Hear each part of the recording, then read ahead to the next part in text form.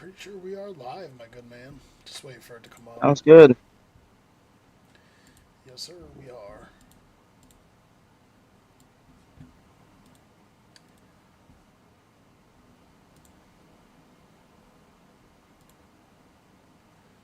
And I'm pretty sure. So what are we starting off with first, you think? Yeah, so I don't know. We'll talk. First off, is Keep It Giro podcast. Back. How many days to the NFL football season? 17. How the hell do you remember that without looking it up? No, You're because I saw a you're fucking picture. animal. I saw a picture. So saying it's less than 17 now. Sorry, It is less than because 17. I'm pretty sure. Hold on. Thursday it's probably 10 days, I think. Because it's Thursday. It's gonna mark 7 days left. Gotcha. Thursday's gonna mark 7 days left, dude. That's insane. So it's Keep It Giro podcast. We're back. NFL season preview. I sent a lot of links out to the guys. Sent a lot of links out to the guys. I don't know if they're all gonna hop in or whatnot. I mean, people got lives and shit, but hopefully some of the other guys pop in and out. I mean, there's a likelihood none of them do, but it'll just be Chad and I. We'll go through every single one. So for what we're gonna be doing on this podcast, Chad and I are going to go through every single division on this podcast, and I'm actually going to for the sake of time, I'm going to literally put timers on for us this time. It's like we get Anton in here, dude. If you're not on top of Anton, he'll just keep going and going and going. He'll tell you what players are eating for breakfast and shit. Like, got all the scoops. So I'm gonna put timers on. So first and foremost, give me some things that you're excited about for this season. Give me just some things you're thinking about seeing. Not just so much with our teams in general. You could talk about teams you think that can make runs or players you're interested in seeing, or what are you expecting out of the season? Um, I, it seems like every year you keep coming in being like, I can't believe this many people changed again. Like key players on like an offense or a defense keep shifting consistently. And it didn't, to me, I guess maybe if I wasn't paying enough attention, it didn't seem like it really started happening until 3 or 4 years ago. Where last year I thought it was crazy, all these quarterbacks swapping spots, you know what I mean, and things like that.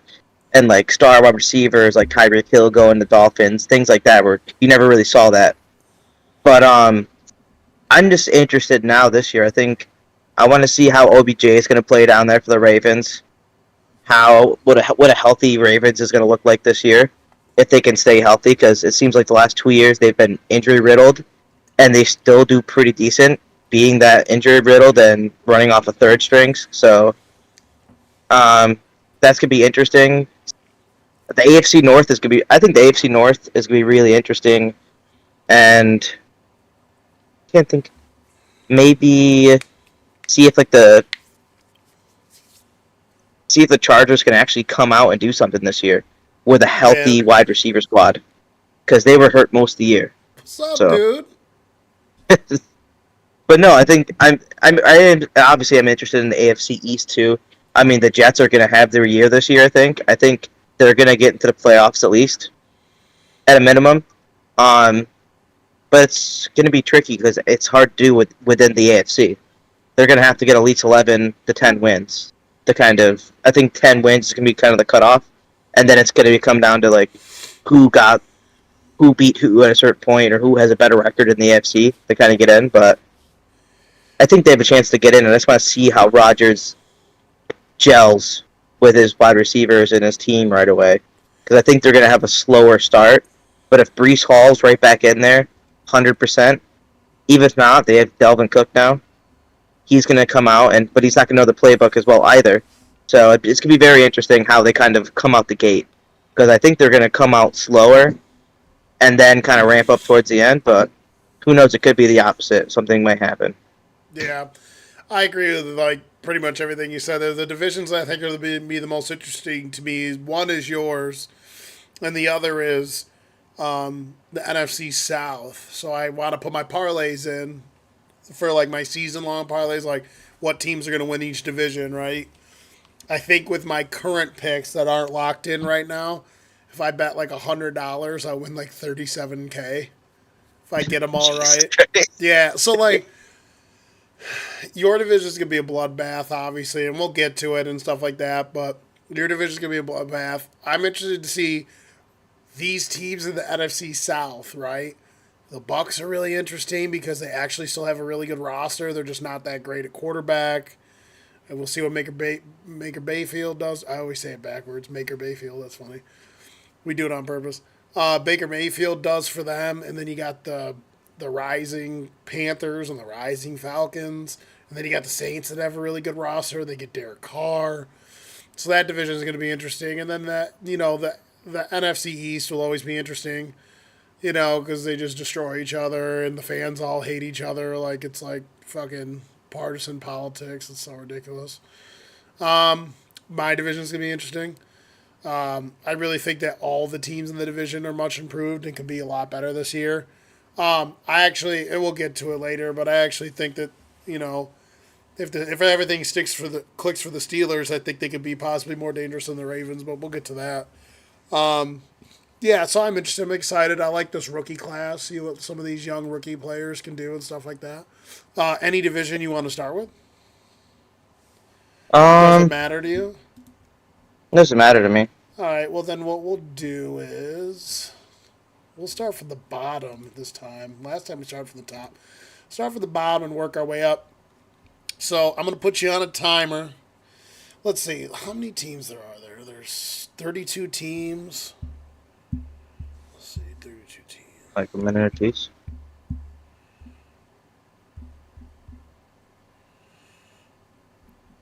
All right. 32.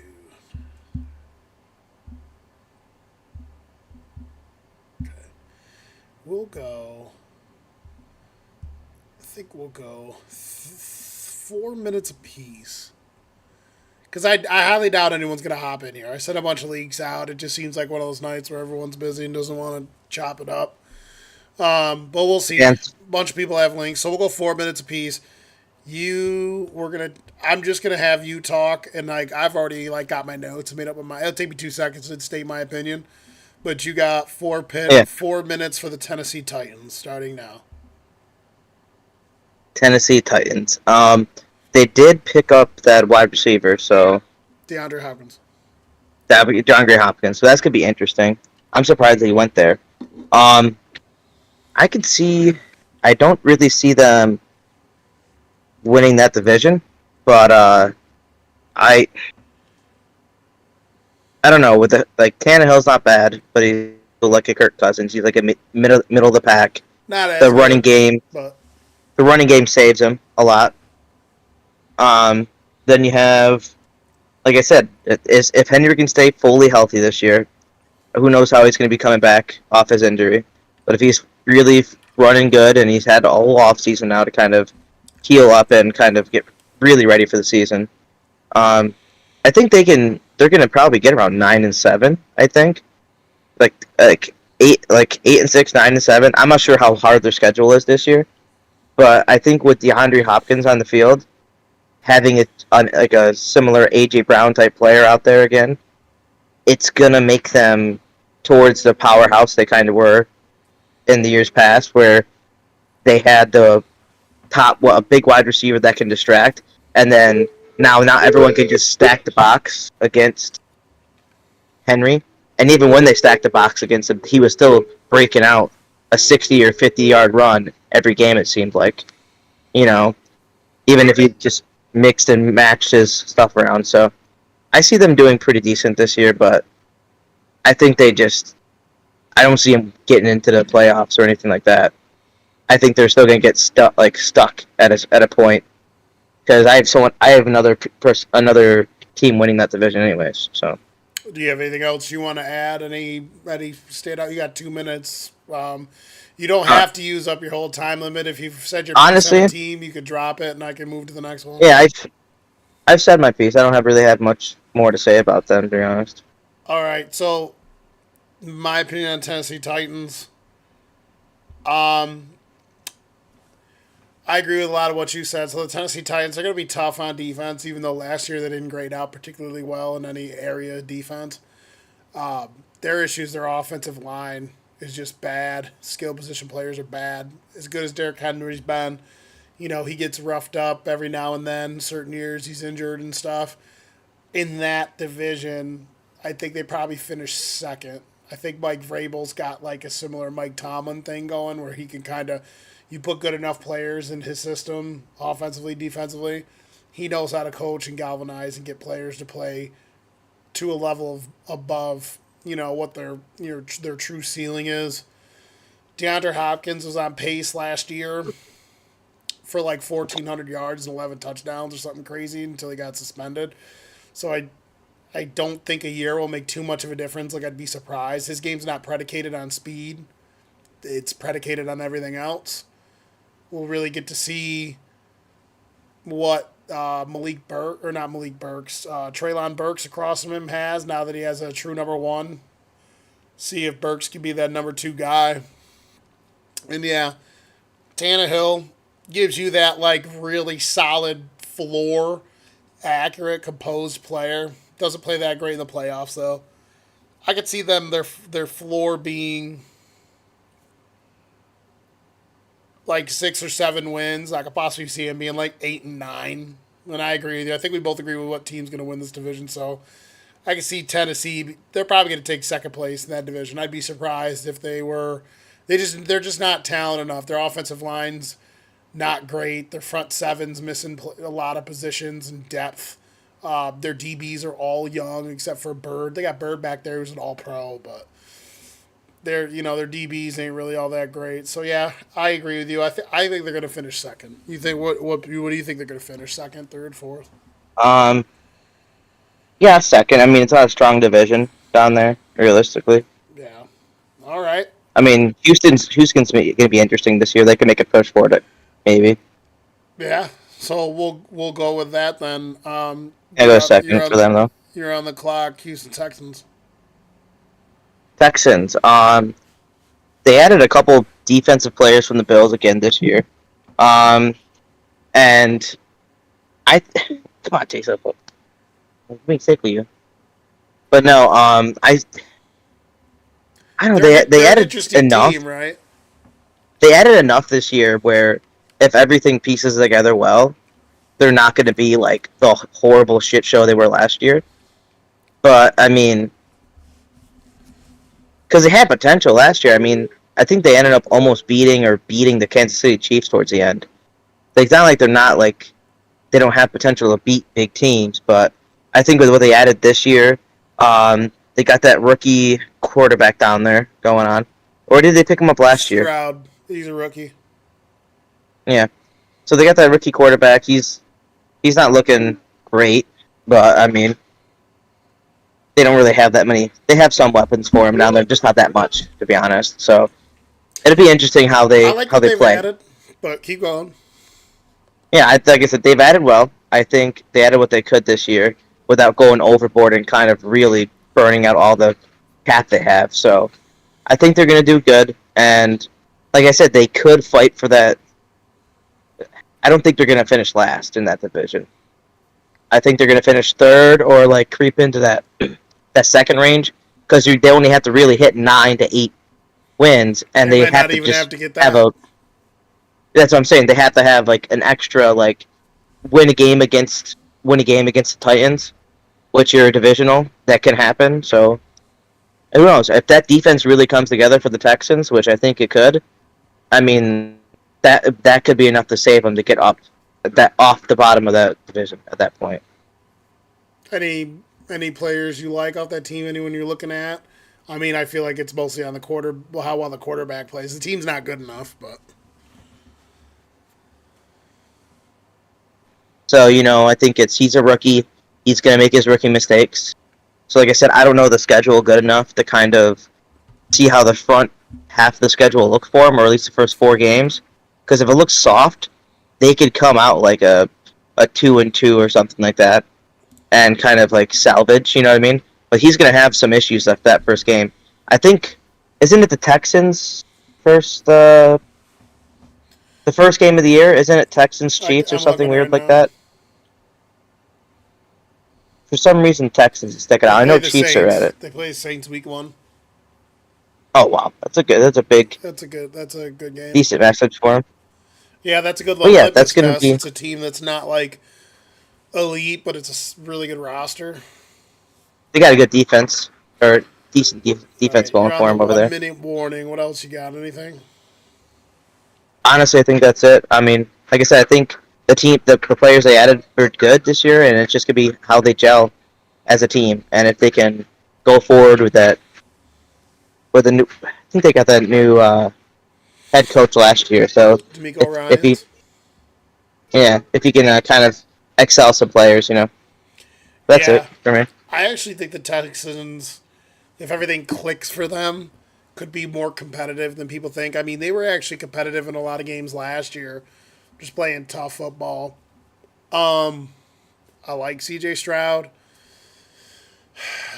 History has shown history has shown that Ohio State has a system that's really quarterback friendly, and they have a lot of talent, similar to Alabama. And the quarterbacks tend to, I don't want to say battle tested, because that's not the word. Because when you play in the SEC, you're battle tested every week. But all those teams are just like immensely talented, and Alabama and Ohio State have been notorious for having quarterback friendly systems. Both systems are kind of balanced. They run the ball a lot. They usually have good offensive lines, whereas like other really good high level quarterback prospects have to be actually good at all the nuances of playing quarterback on a decent team or a subpar team.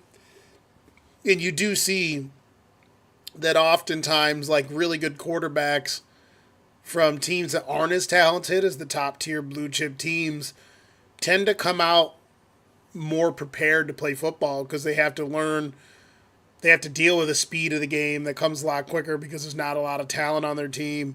They have to do a lot more. They have to be better, be more efficient, and be more of a playmaker, because they're just not as talented as some of these like high level teams. And you know, so I think Stroud's a solid player. I think he's accurate. I think he's got arm talent. He's athletic. Offensive line needs a little work. Front seven does need a little work, but they've addressed a lot of different things on the front seven. I do like their defensive backs. Stingley, Petrie. They added Jimmy Ward. I actually think defensively, with all the stuff they've had on defense, I think team defensively could be sneaky, like decent, maybe like upper half, not top 10, but maybe 18 to like 13, somewhere in that range, possibly. Yeah, I think the Texans could possibly, like, if they won 7 games, and if 7 or 8 games, if the Titans were really that bad, and if the Colts are really that bad, they could be the second team. They can't be the first team, but yeah.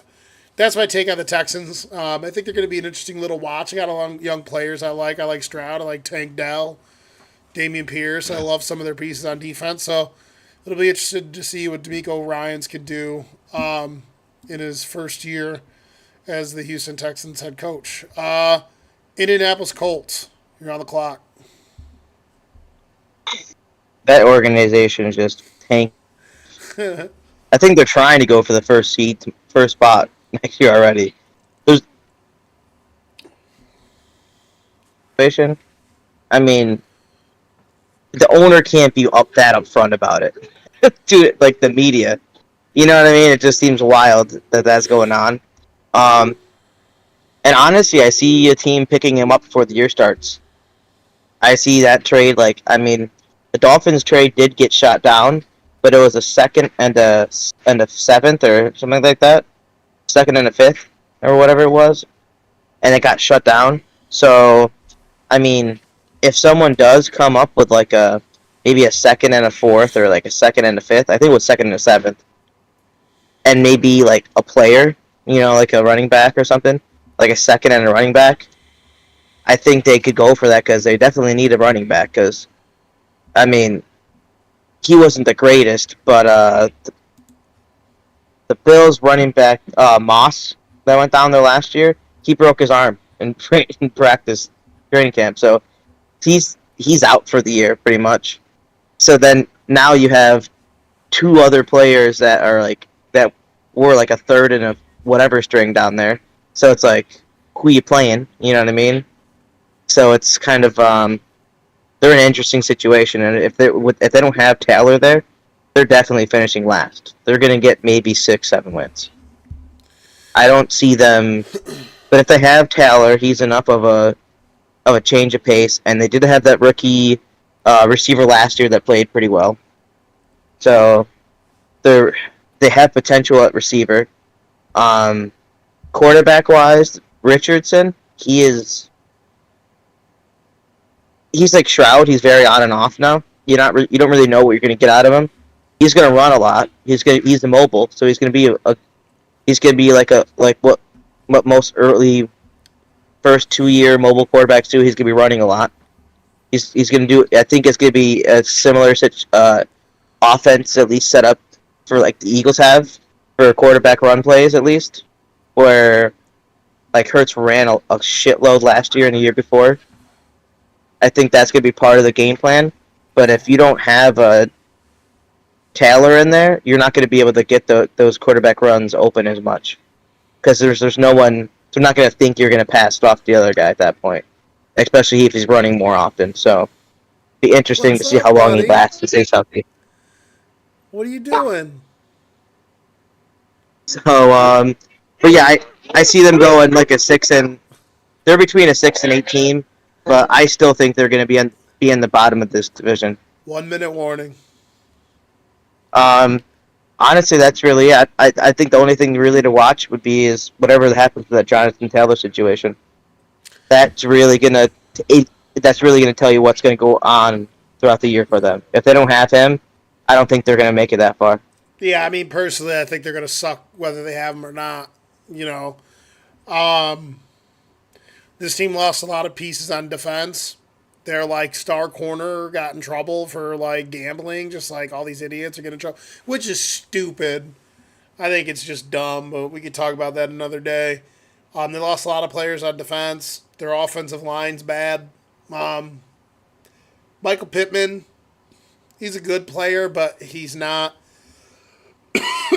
He hasn't stepped into what I think they thought he was going to be after a few years. I actually do like the kid there. Who's the kid from Cincinnati that plays for them? And I always forget his name. White kid that can stretch the field. He played for them last year. So they got some pieces, but Taylor don't want to play there. He literally said he would go to Miami for a discount. So especially if he gets traded, like here's the thing.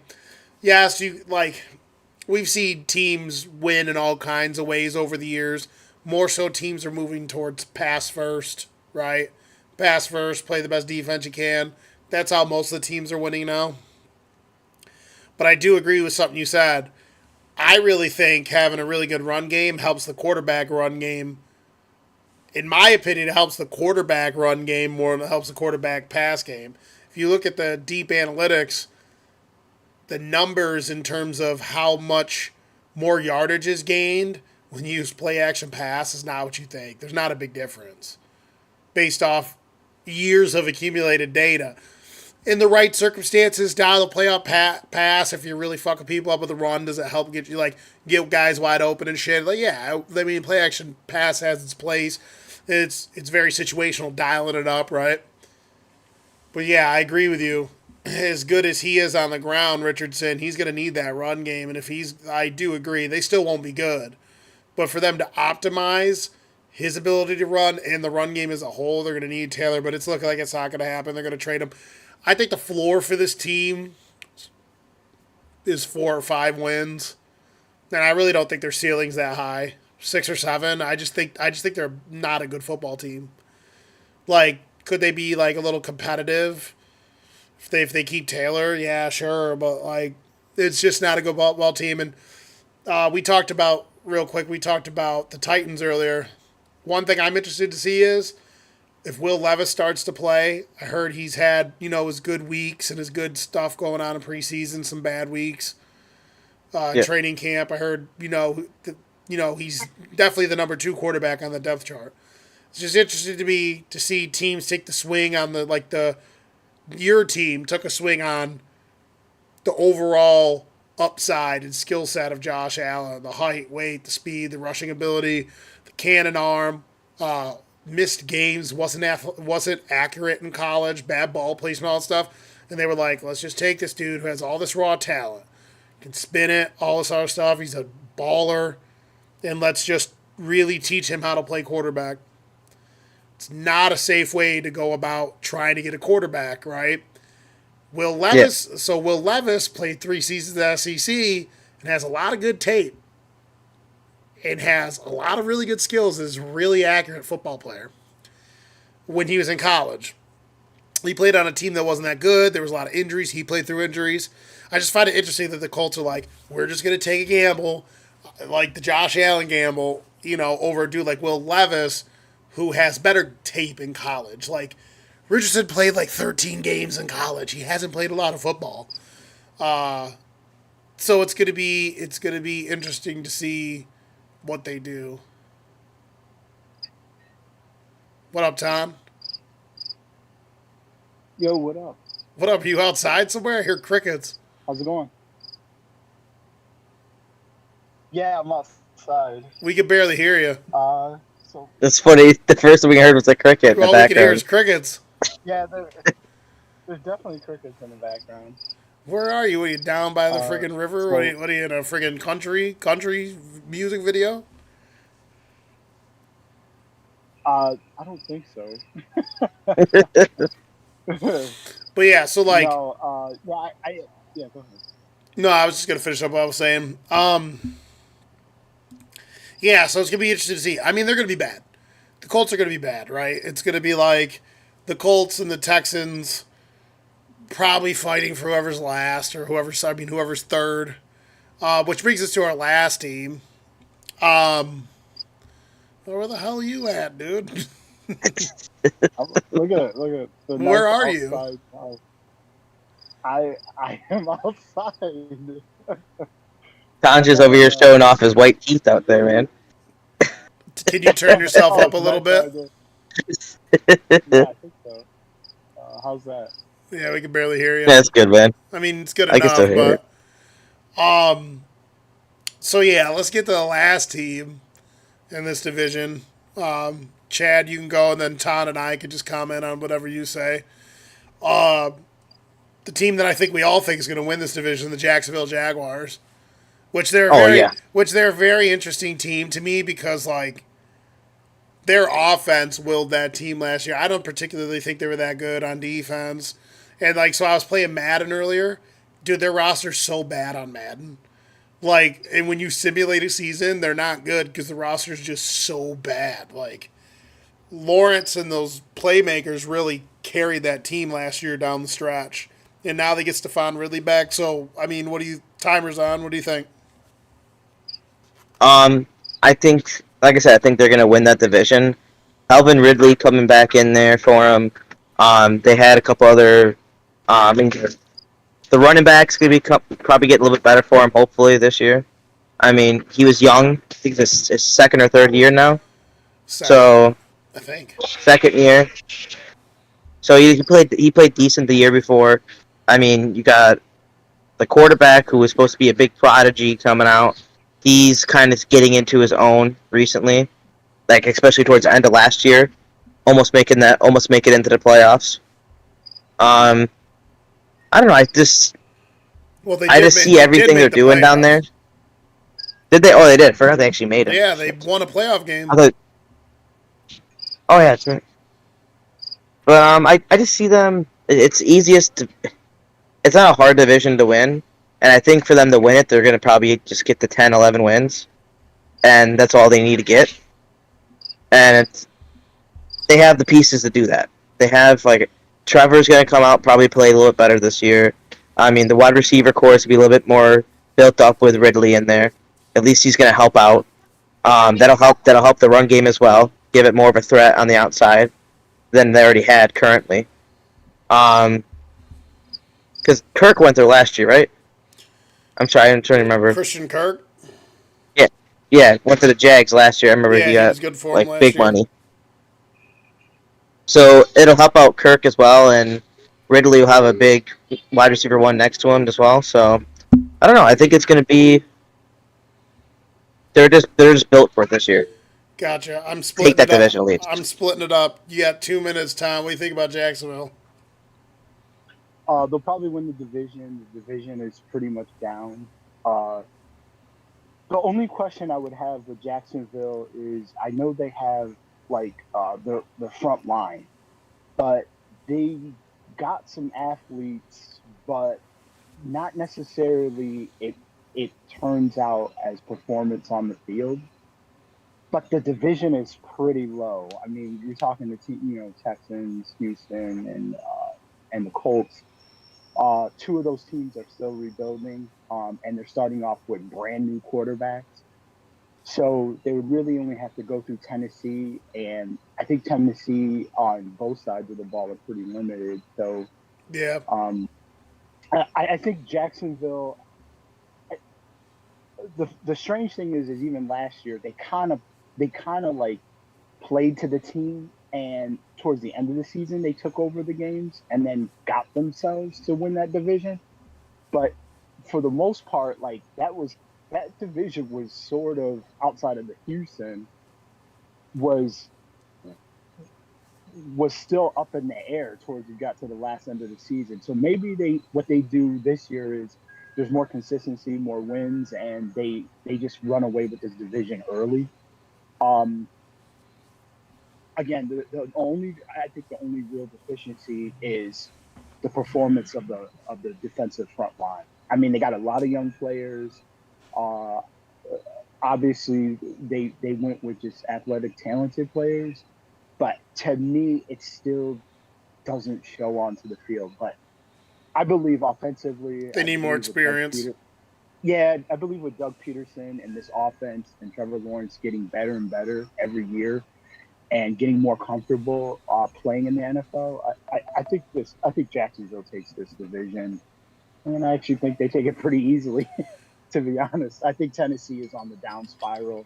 All I right. think that Henry goes downhill from here, not in a bad way, but like they're so dependent on him on running the football, and like again, they're limited on the outside, and I don't think that works well for Tannehill.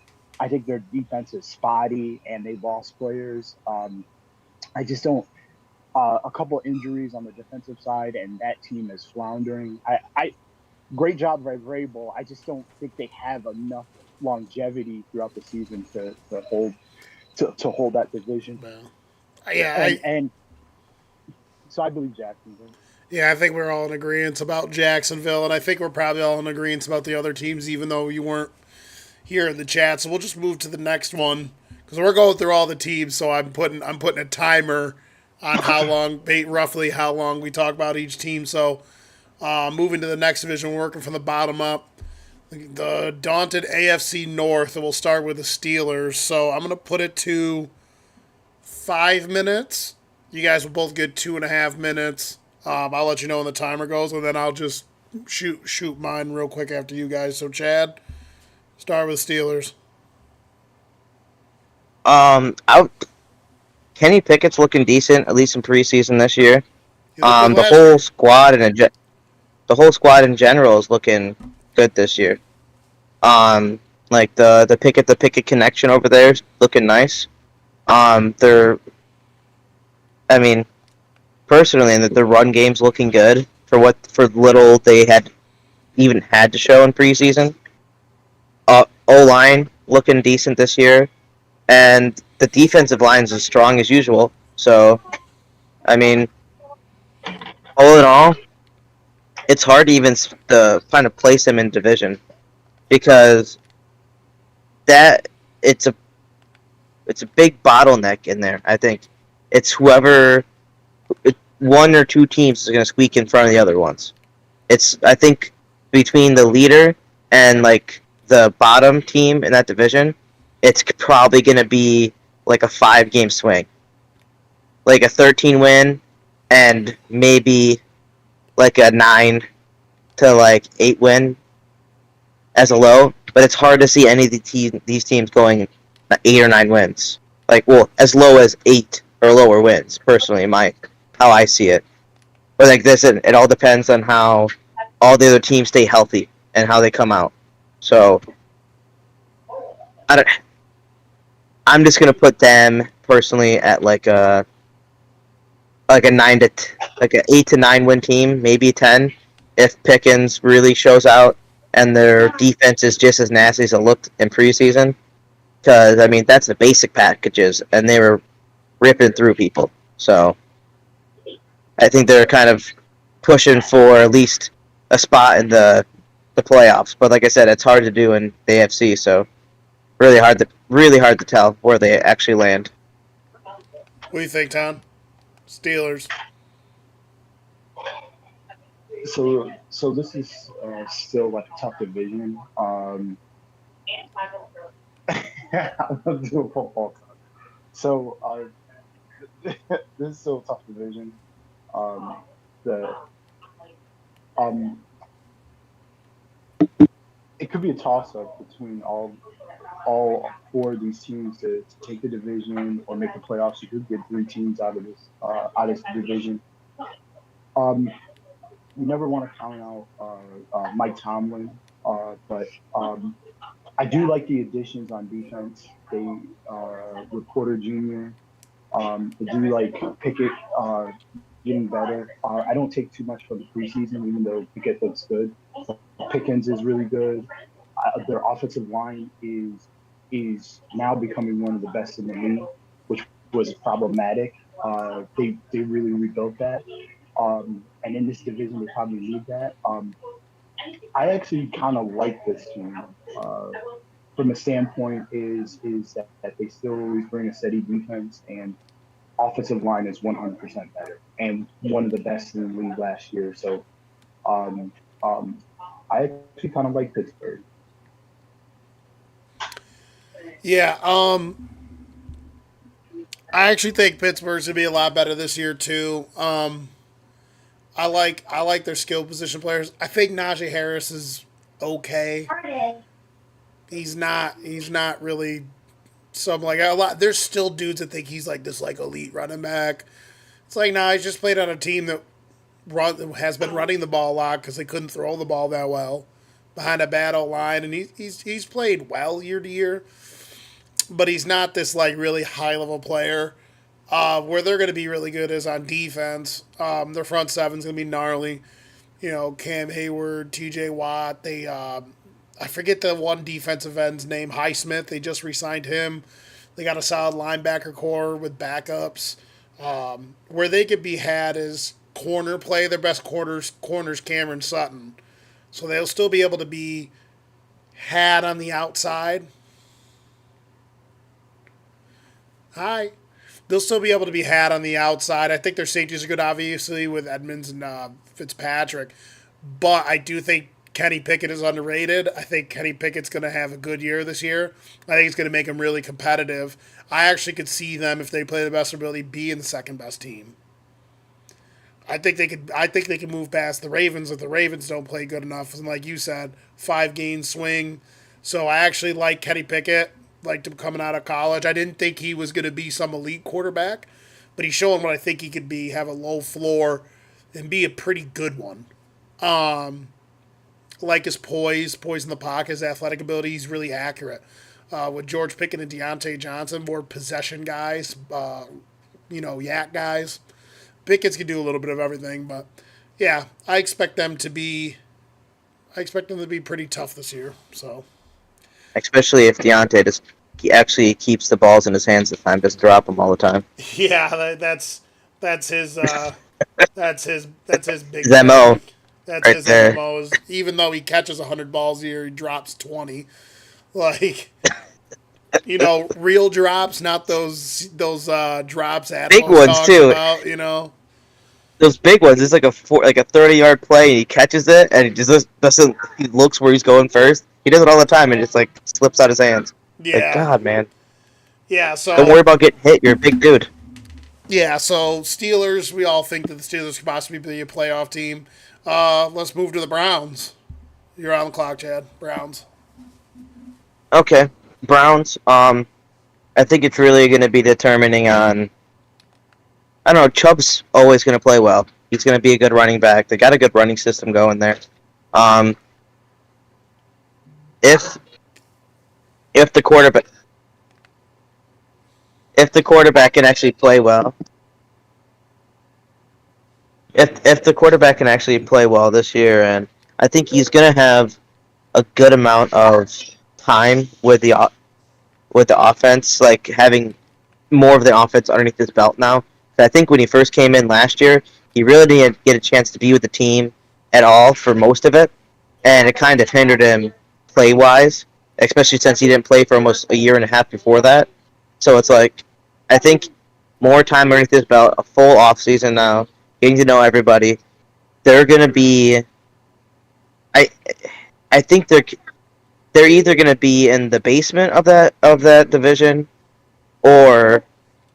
or winning it. I think there's no real in between. Like, Basement, it's huh? because You I think think the so? Steelers are because I think the Steelers are good enough to make it past the Browns, along with like, Oh yeah, that's right. and I We're think the talking only about the thing really Browns. determining, Duh.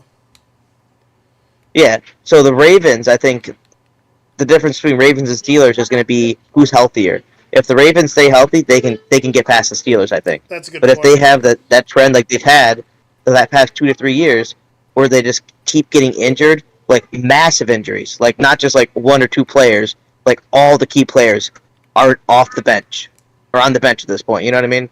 Yeah, that's So a it's good point. like, if the Ravens stay healthy, I can see them getting second. But with the Browns, I really don't see it in between. Like, they're either going to come out real strong because their defense isn't bad, their offense is really can be really strong. If Watson comes out to play like he played when he was at his prime, if you have a prime Watson out there with Chubb and the run game, it's gonna be hard to kind of come out that, like I said, it's either gonna be basement, but basement's still gonna be like 8 to 9 wins. It's not a bad team. It's Right. just basement of that division. Gotcha. What do you think, Tom? Browns? Uh, okay, so technically the Browns could lead the division. They're loaded with talent on both sides of football. They actually, came over and traded for our pass rusher there, which will give Garrett full autonomy to do whatever he needs to. Offensively, they're basically loaded. I think the biggest question mark is Deshaun Watson. Is he going to actually play well? Um, and the worst thing is if he doesn't play well, then they were probably better off keeping um, Jacoby Brissett. Right. And all the money that they paid is just not. It wouldn't be worth it in this year. Um, and let's be honest, if Stefanski can't get anything out of Deshaun Watson because he was one of the people that wanted to bring him in, um, then we're talking about that this team is going to turn over from a coaching standpoint, and they obviously they're going to be stuck with Watson. But again, most of the league is going to be mad because uh, Deshaun they reset the quarterback market with the money that they gave him. So really, I think the main question mark is just Deshaun Watson on this team. This team is loaded with talent. They could easily win this division. Um, and if Deshaun Watson even plays halfway what he did when he was with the Texans, then we're not talking about anything else but the Browns getting winning this division and getting a good playoff spot. So Yeah, no, I that's my agree. feeling. I agree. The Browns are probably the most interesting team is because every single year, everyone's like, I like the Browns. I like the Browns. There was years where like Browns are going to the Super Bowl back when they had their one good year with Baker Mayfield and all that stuff. Um, People could say whatever they want about Deshaun Watson, like he didn't play good last year, he's a creep, all this other shit, friggin' foot sniffer, whatever. I don't fucking know, but at one point he was arguably the fifth best quarterback in the whole entire league. If that dude plays the best of his ability on that stacked roster, all the teams in the division could be in trouble. Like they all could be in trouble. I would say the only weakness of that team is depth at wide receiver. Like they got a number one in Amari Cooper, and they don't have a lot of depth there. This team has the possibility of being really good, and I agree with Chad. Like you said earlier, 5 game swing between them all, it could be tough. Like it could be pretty tough. So it's really all going to depend on coaching and quarterback play. Do they get the most out of Deshaun Watson after a whole year of struggling, or do they not? That's really what it's going to come down to. So yeah, I think we're all in agreement about the Browns. Next up on the clock, Chad, Cincinnati Bengals. I think they're going to do good this year. I mean, you guys didn't lose that much. I think you gained enough. You gained, what was that? I always forget the name of the O line you picked Orlando up. Brown Jr. Yeah, he's good. He's going to help out the line a little bit. I think that's really where all the struggle lands is a good offensive line. And I've said this on my little video. I said the key thing that's going to determine really if I think the Bengals are going to take this division again. But the big thing is, I know it was just a calf strain for Burrow, and he did the 4 weeks. But as a Bills fan, if you paid attention to Milano, he's been out with calf strains all the time, and like usually they happen middle of the year, and he's out for 3 weeks. But as a linebacker, you kind of can replace that. But if you don't say like week 14 of the season, same thing happens. He can't just come in and play next week with a calf strain. You know what I mean? Like, that's the only thing I'm worried about is that for the team. Because I think everything else is generally there. You still have Mixon. You still have your wide receivers.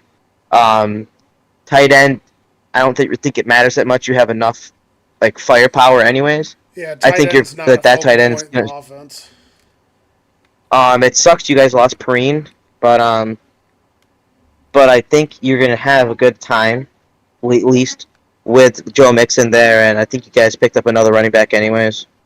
So I can't remember if you guys did. I thought you guys did. So I think you guys are gonna have you guys are going down the path you need to. Your defense is pretty much the same without a safety. So, and I think you guys are replacing him decently at this point. So, yeah, I think it's really gonna be down to Joe Burrow's health. Like I know it's just a calf strain, but something as small as that, losing a quarterback for 3 to 4 weeks in the season because of that is huge. So if he stays healthy the whole season, that's great. But I know calf strains have hurt players. Like it's not like a bad like they're out for like a whole season, but calf strains don't go away. Like calf issues are like I don't know. It's like a consistent thing that goes on years and years and years and years. It's something that follows them in a career generally. That's my piece. I think you guys still get the division though, probably with like a 13, 12 wins, What do you something think, along John? those lines. So offensively, and even though offensive line, there's some uh, dissension among some of the players about what position they're going to play. This is still a solid offensive line. Uh, it shows Burrow doesn't need much to make plays, and he's probably got the best wide receiving core in the NFL. Um, and they also signed Mixon to a really good deal. Who knows if that was about, the legal troubles he was going through, but um, uh, I I tend to think that this team is still solid.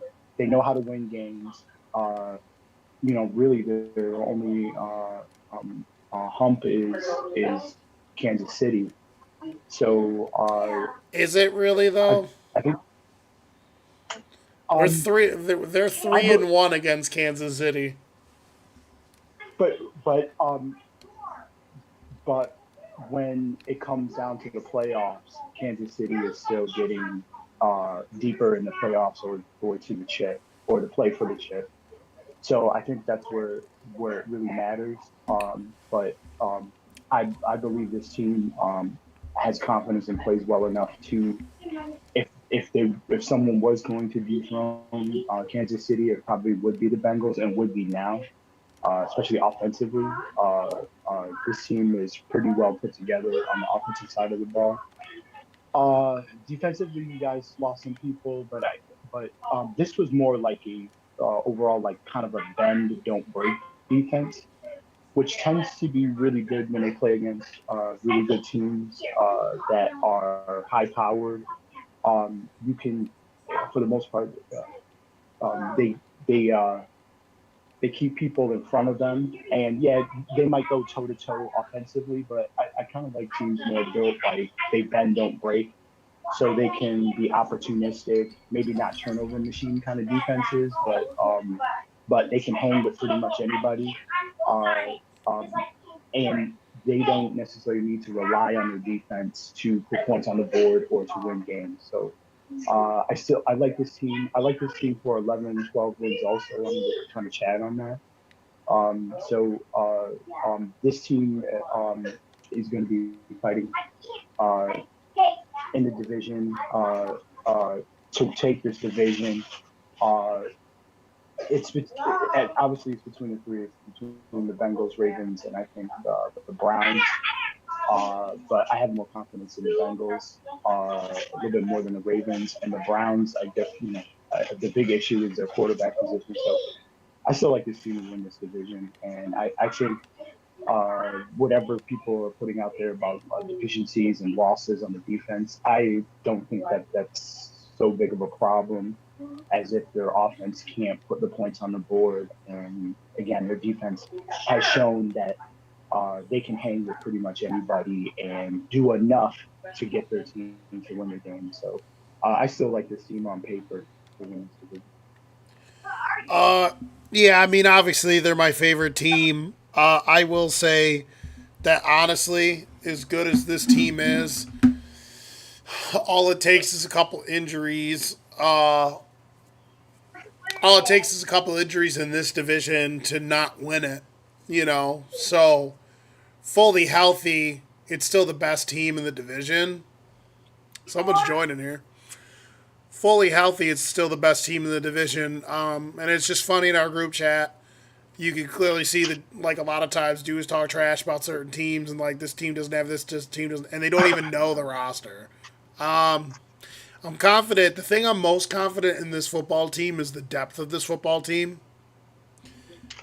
This team's 5 deep at corner. Linebacker core is deep. We got 2 backups that come in on a regular basis, and Joe Bacci and Marcus Bailey, and Akeem Davis Gaither, who's a starter, but in the Bengal system, they usually like to roll a lot of nickel. So, but when Akeem Davis Gaither's in the game, he plays really well. Good coverage guy, good tackler. And then our front seven as a whole is just deep across the board. Sam Hubbard, we have 2 really good D tackles, DJ Reader, BJ Hill, Trey Hendrickson, obviously, and then the backup ends, Murphy, Osai, Sample. Just a lot of depth on the defensive line, and obviously the best wide receiver core in football. Chad, I think, touched on the Bengals losing P. Ryan, which I was bummed out about that. But at the same time, they restructured Mixon's deal for freaking smacking chicks and shit and stuff. And I've said this from the beginning. The only thing that's held Mixon back from being truly a top tier running back, it's not skill or ability or nothing. It's he's been banged up his whole entire career. So that's the only thing that bums me out. But if you were to tell me you're going to get a fully healthy Joe Mixon performing at the best of his ability for only $6 million a year, like we're about to, I would take that over the field. Give me Joe Mixon for $6 million over any running back in the league. I'm not paying. Why would I pay? Why would I pay? $10-12 million a year more for a dude like Josh Jacobs when he's not that much better than Joe Mixon? When I can have Joe Mixon for $6 million. So I'm happy. I love the running back we drafted, Chase Brown out of Illinois. He's shown really good promise in the preseason. The biggest issue is safety, but I'm actually confident in all the young safeties. They signed Scott, really good veterans, played really good snaps for the Rams over the years. Love the rookie we drafted, Jordan Battle. I love Dax Hill. And to close on the Bengals, this year is like the year that we have to really make a serious push here and win because they'll still be a dangerous team going forward because of the core that they have, as long as they sign the core pieces.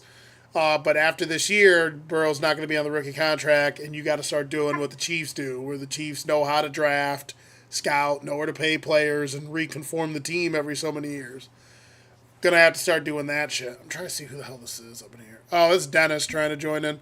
So we're gonna have to start doing that shit. So yeah, they're probably the favorite. They should be the favorites to win the division as long as they stay healthy. Not worried about Burrow. He hasn't had a fucking preseason his whole career, and they're like five. They're fucking 2 plays away from winning a Super Bowl. 2 plays away from frigging going back to one. Like, I'm not worried about it. I love to see the franchise. Love the future. Love all the coaches. So yeah, that's the Bengals. Yo, Denny, can you hear us? Denny, you might have to back out and reboot back in. So next team in the final team of the division, Baltimore Ravens. Send it, Chad. I've said this a couple times already. Ravens have a solid team. It's just based off of if they stay healthy. That's not really it. There's not much more else to say. I mean, the past 2 years they've had it seems like 50% of the roster injured at all times. So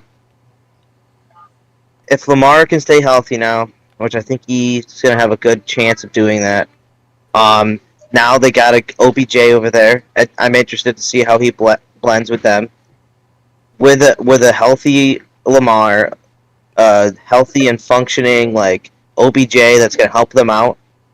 I think that's gonna be huge for the team because they already had the running side. They always just lacked passing, and I think they have that rookie Rashad as well over there. I forgot his last name, but Oh, I think it's Rashad Bateman. Rashad. Yeah, Bateman. He's quick. So if you have him on the opposite side of Odell, it's going to give some people a chance to kind of go towards that. And then they still have Andrews. I mean, he's a beast of a tight end. He's going to distract people as well, or vice versa with OBJ. So I think they have a good chance. Like I said, if they're fully healthy, I think they're going to be pushing the Bengals again for the division. And I think they're like they're a 10-11, maybe a 12-win team if they can get there. 12's pushing it, but at least 11, if on the low end, 9 to 10. They're not really, but if they really just lose tons of people again this year, they're going to be towards that 8-9. That's really it. What do you think, Tom? Baltimore Ravens. I think they're an interesting team. What do you think? I actually think that this team will probably be finished in second place. So I'd have Bengals, Ravens. I actually think I hate to say this, but I actually think the Browns are going to still finish last again. I like the talent. I just don't see how Yeah, what up, Denny? So What up? what up? So There's that handsome isn't motherfucker. Rashad Mm-hmm. isn't Rashard Bateman coming off of injury also? Yeah, so they have I believe that's so. their With- issue is they with put a lot of OBJ? talent around Lamar all the time, but the guys a lot of times are injured. Even their best weapons injured, and they're tight. I feel like a lot of talent is a stretch too. I feel like they put random dudes in there that they think are gonna fill the void, and then all of a sudden, bam, some dude get hurt. It's like JK. They thought he was gonna be that dude, and then he got hurt. Right. So Dennis, real quick, how long are you going to be staying with us? I can be on for as long as you guys. All right, because we're not super far into it. I got a little timer that's going to go, and I'm going to split it up and give you guys a couple minutes to stay your piece on each team. So Tom, finish yours up, then I'll have Dennis go. Yeah, go for it. So again, they're going to rely on OBJ and Bateman to kind of be their guys as far as the wide receiving. Also, remember they're instituting a new offensive system where it's still going to be Lamar controlled. But they are saying that they're going to that they are still going to let loose and let Lamar cook. a little bit of an issue I have with this team is not so much offensively, is really defensively. They still kind of try to do the same setup, what they have, but it's to me the last couple of years, it's kind of been an okay defense, not such a great defense. Um, but the thing that's really been carrying this team is really Lamar, and I think if they can keep the offensive line healthy, which is an okay offensive line, keep the running backs healthy. I mean, if they can keep people offensively healthy, I think this team is good enough to get second in this division. Defensively is not going to be their hallmark like they were before. But you know what? I do have trust in Lamar when he's on the field. He is a difference maker. I think he can make the plays that they're going to give him. I think they can go into more of a passing game. That's always been his thing. That's always how he's been taught is to be a passer first and then run. I think this new offense is going to be good. It will depend. Will this offense will start to fly if these receivers are healthy and can play well and stay healthy throughout the season? They always have a strong running game, but I think really the what's going to be shaky is the defense. I think the defense plays just average now, and they've really been cooking on the offensive end, and the defense holds out. But I think this team is still a good enough team because personally, I still don't believe in the Browns, even though they're loaded with talent. I would still go with the Ravens in second place. Gotcha, Dennis. You got 2 minutes. Baltimore Ravens.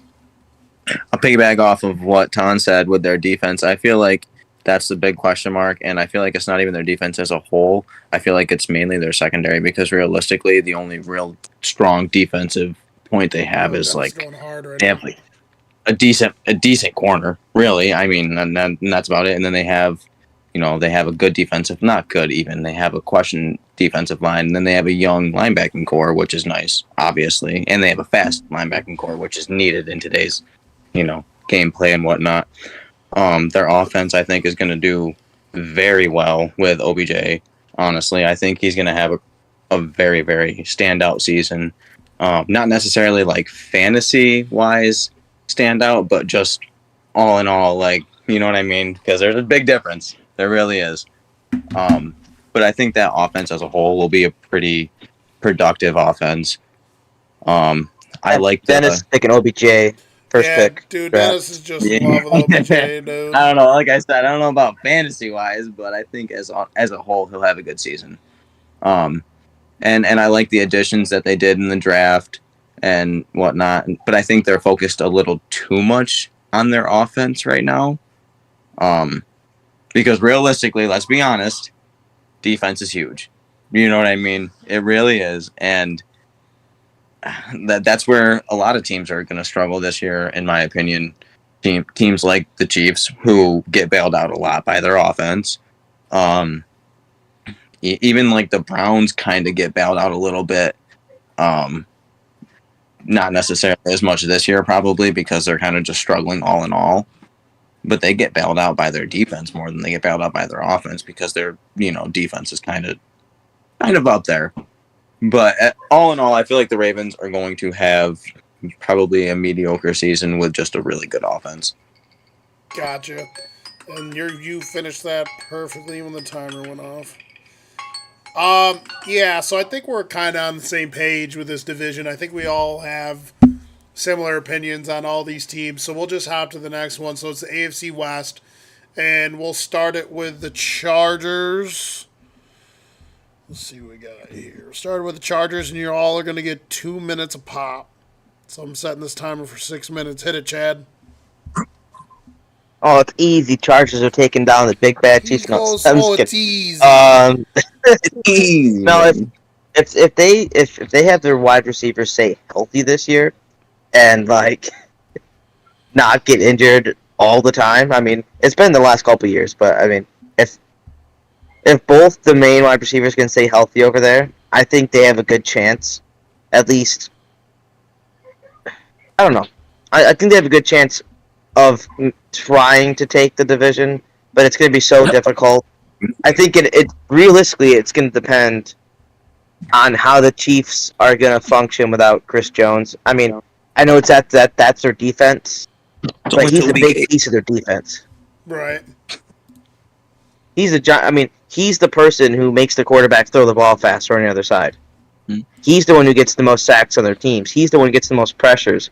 I mean, he's a giant piece of that defense, and if he's not going to if he's serious about not playing this year up until a certain point, unless they pay him money, which I don't think they're going to pay him money, from like at least the comments that the Chiefs that like Reed's said about it. Anyways, the coach said about it. I mean, it seemed like they're not going to pay him the money, and they're just kind of waiting for him to come back at this point. So, altogether, I think Chargers they're gonna keep that second spot in that division. Broncos aren't gonna do nothing. I think they're still bottom of the barrel, and Raiders they're coming in with a new QB. That's gonna be very interesting again this year. So, honestly, they're gonna be at a comfortable second place in that division and have a chance to get into the playoffs. But if their wide receivers stay healthy, because if they don't, then they're gonna be boned again. All right. You're up, Tom. You don't 2 even have minutes. to say wide receivers. You can just say Keenan Allen. You don't even have to say wide receivers. You can just call them out like it is. You can just say Keenan Allen needs to stay healthy because that's exactly what it is, dude. So I think this team is definitely second place in this division. Keep talking. I'll be right back.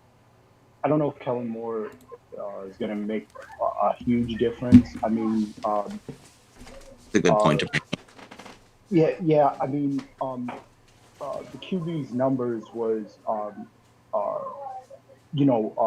pass per play were pretty average. He even in PFF numbers, he did not like high big plays. He was average. So they've always Herbert has always he played pretty efficiently, but he wasn't like as they would say, like a go-getter. But I mean, he's poised to have a big year. I think that the defense is still good. It's just I think really the deficiency with this team is actually the head coach. So I'm not a big fan of Staley here. And their kicker. Yeah. So Not the Cowboys, it's the Chargers. Let's be real. So he's made some really bad calls, and to me he doesn't seem like. But what if he's not calling now? Right. So, but he's more of a defensive coach, which to me is like you have all this talent, but it's like it's kind of blah. So to me, defensively as a defensive coach, it's kind of a blah kind of setup. And yes, they've had injuries, but again, I still think they're above the Raiders and the Broncos. There's no one has yet shown me that they can dethrone Kansas City. But again, and remember, last year Herbert was playing through injury, ribs, arm. So, and they still made a nice push. So I think they're ready to step up and take that second place in the division. I just think actually the real deficiency with this team, and with a couple teams in this league, is coach. And I think Staley is me personally not the coach for this team. They need to move on and go in a different direction. I think that seems to be the weakness to me. You're up, Dennis. I agree with you guys as far as number 2 goes in the division. But I think the biggest problem is injuries because I feel like they can work with the head coach as far as bringing a new offensive coordinator, and I understand he's more of a defensive mind, but bringing in a new offensive coordinator will help in all aspects of the team. So I think it'll be interesting to see what Kellen Moore does, especially having a fresh quarterback like Justin Herbert and having that team healthy. I think one of my biggest question marks personally is Eckler this season and how he performs and if he can stay healthy and whatnot, because I think they'll be all right as far as receivers go. They've gotten a couple of young receivers now, and they've got Keenan Allen, who's probably I mean, in my opinion, probably one or number two in the NFL at route running in the whole league. Let's be honest about it. Anton said he'll be back. So I do think they'll finish number two behind the Chiefs, but I do think they give the Chiefs a fight as well because that Chiefs defense is also not up to par. So Gotcha. it'll be very interesting to see how that division plays out, especially with the new quarterback for the Raiders and whatnot. But I don't think it'll ultimately really amount to anything. All right. Well, speaking of the Raiders, Chad, you're up. What do you think about the Raiders? One of Adam's favorite teams. Stop. Winner. I invited him. He'll get out of here. And be Of like, course you don't invited know nothing him. about football. Your team doesn't have 1,000 running backs. You didn't even hear my wife, and she's over here. Where is Adam? You're up, Chatty. There. Jingles's bitch isn't even there. Oh, you muted? What team is it? Raiders. There he goes. Raiders. They're fighting the Broncos for the last spot. They're gonna really put an effort towards it, especially if Jacobs ain't playing for him. But I mean, if Jacobs plays, I think they get past the Broncos. I think the Broncos, I don't know. Raiders don't. Oh. Big change of pace was Derek Carr, and I think people just thought Derek Carr wasn't a great quarterback. I thought he was he was good. Before he broke his leg that one Played on a time. bad team is what the deal is. But he brought that team almost pretty much deep into the playoffs at one time, and he could have. Yeah, But the he team broke wasn't his good. leg or arm or whatever happened, and then everything just shit the bed on him when they got to the playoffs with it. So I think they're really going to miss Derek Carr because, I mean, he kind of I think he was a big piece of that offense. I know wide receiver wise as well, but they have good everything. I think, I don't know. It's going to be very interesting what goes on with that team. I think they're in deep rebuild at this point, losing Carr. So it doesn't really matter what happens this year. I don't think they're going to give Jacobs money if they're in this deep of a rebuild. They already did, though. Did they give him a big paycheck? It wasn't big, but they paid him for a year. Yeah, I know, but if he signs it, though, Who? they have it. I don't think he's. They signed him a year. No, They gave him a year. they just signed him to like a 1 year, $13 million deal. Oh, they did? Okay. They signed him to it's only a 1 year deal. But to be honest with you, I don't feel like he's in the position. And I'm sorry, I don't mean to into your time, but I don't feel like he's in the position for a prove it deal. You know, he's proved it. Yeah, he has. I thought it was. I thought he was. I thought it was up to the franchise tag for him. Sorry, that was my bad. No, I think it just went through today. Okay, cool. I must have missed that. So, I mean, if they have him there, then I think they can salvage at the. Don't eat my food, dog. Come on. I think they can salvage at least the quarterback for a little bit because he's going to help that quarterback's position out tremendously. But I don't see them going anywhere. They're going to stay third. They're not going to do that great. They're going to get like 7 wins, maybe 7 to 8. And 8's pushing it. I think even 7's being kind of nice, but I think they're around that like a low end of like 6, 5 to like a 7, 8 max. They're not going that much higher. What do you think? Have they announced QB1 yet? For who? Raiders. The Raiders? Yeah, it's Garoppolo. For sure. Okay. So, to be honest with you, I understand he's in a new system and whatnot, but I don't feel like Jimmy G is a horrible quarterback. I just don't understand how it'll work together because he's going from San Fran where, they didn't really have... they had weapons, but they didn't really have the coaching to put it together in the right way. I feel like with him and whatnot, it was just weird. It was just a weird situation for him there. And now he's going here where it's the most quarterback-friendly system. It is. Especially looking at it now. Honestly, I feel like it's almost more of a running back friendly system when Christian McCaffrey went there. Look at it now. It's really you know what I like mean? an anybody-friendly system. Apparently not for Jimmy though. It's like, yeah, it's just not a Jimmy friendly system. Yeah, I don't know. Apparently. It's just weird. He's capable of being really good, and he's capable of being fucking ass. But he's also getting one of the best weapons that are in football right now in Devontae Adams. So it's like, you know, you either use it or you what? You just throw it away pretty For much. the And Jimmy side, I would say if you look at like who brought him in, and when new regime comes in, I think they just wanted kind of a fresh start with the quarterbacks they were trying to bring in, and didn't I have agree. as much faith in him at that point.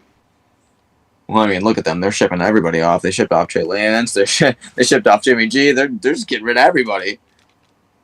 Yeah, Sam Darnold's our backup. Bring it on. It's crazy. It's crazy, honestly. But I don't know. I think the Raiders are gonna have an okay season. I think the only really viable people on there as far as like fantasy goes is obviously Devontae Adams and like Josh Jacobs. Now that he has a deal Hunter because he's Renfro, not. bro. See, here's my deal though. I think Devontae steals a lot of his production. He's like, this is how the white boy runs routes. He's. We all know what he can do. I'm not discounting that, but Devontae definitely takes away from his production. So, but they do have a rookie tight end coming in, and he's going to be fire, I think. So I think it'll be a good thing. You know my take on the Raiders every year. They have one of the worst rosters in the league. They fucking suck. The Raiders, I don't know what's going on with Oakland. They've built, I don't even know how. They don't do a good job building rosters. Like, everyone sees like their star players and goes, oh, Max Crosby. Oh, Chandler Hill. Oh, their running back's really good. Oh, they got Devontae Adams. And it's like, but in order for all of that to work, especially defensively, you can have a couple of star players defensively, but you got to build a holistic defense. Right? You got to build a holistic defense.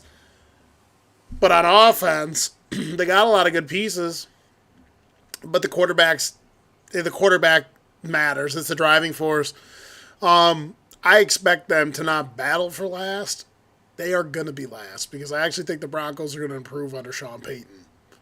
I do think the Broncos will do a better, at least a little bit this year. This team, their linebackers are bad. They're all coverage linebackers, which you need coverage linebackers, but they're all inefficient in coverage. Their corners aren't good. I know they signed, who was the kid that played for the Ravens, and they just signed him in the offseason? Marcus Peters. That'll help their cornerback room, but there's still not depth there. There's not depth at safety. They have younger corners, don't they? Like Hobbs. Hobbs is pretty good, but he's Hobbs is good. He's fast. That's the big thing is he's fast, and I mean you need speed, sure, but you need to couple it with good coverage too. Because look at Diggs. In my opinion, Diggs is a good corner, but could be a great corner if he covered better. I think he's pretty good, but interior defensive line's bad. Their offensive line's bad. Like their left tackles solid, but most of their offensive line's garbage. This team's finishing last in the division. I mean, that's just my opinion. I think a lot of that depends on how. I think a lot of that depends on how Russell plays with the Broncos this year. Yeah, and I think they're going to improve. That's right. We're moving on to the Chiefs. Kick it off, Chad. I mean, this one's pretty fucking simple, but yeah. I think what's really gonna I don't know. I think they're gonna do great this year. They're gonna, unless someone comes up and proves it, like the Chargers this year. That's the only team that really can challenge them in their own division. Hey, 1 second, buddy. I will put on for you. 1 second.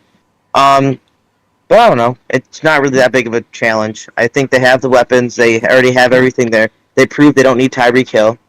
They proved they can play with rookie running back. So you just got to look at like I said. The only thing I think, one thing I realized we didn't mention with the Chargers is J.C. Jackson's actually going to play this year. So that's true. That's solid for them. That's a very, very good point to bring up. I was just thinking about that. I was like, that's the only thing that will add to their defense as well as having a healthy Joey Bosa all year too. So that dude's always hurt. I know. Also, healthy Joey, healthy Derwin, and healthy JC. That's But I think Casey's gonna have it unless Chargers come up, stay healthy, and honestly, I think the biggest question is gonna be what are they gonna do without Chris Jones?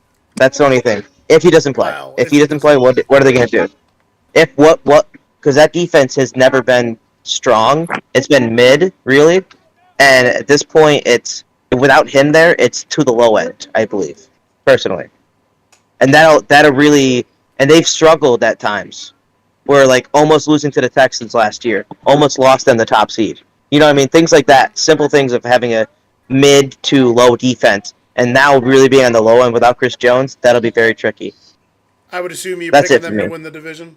Yeah, I think they're going to win it, but like I said, they are in a position where the Chargers can come up and surprise if they things go everything right for them, everything wrong for the Chiefs. Gotcha. Dennis, what do you got?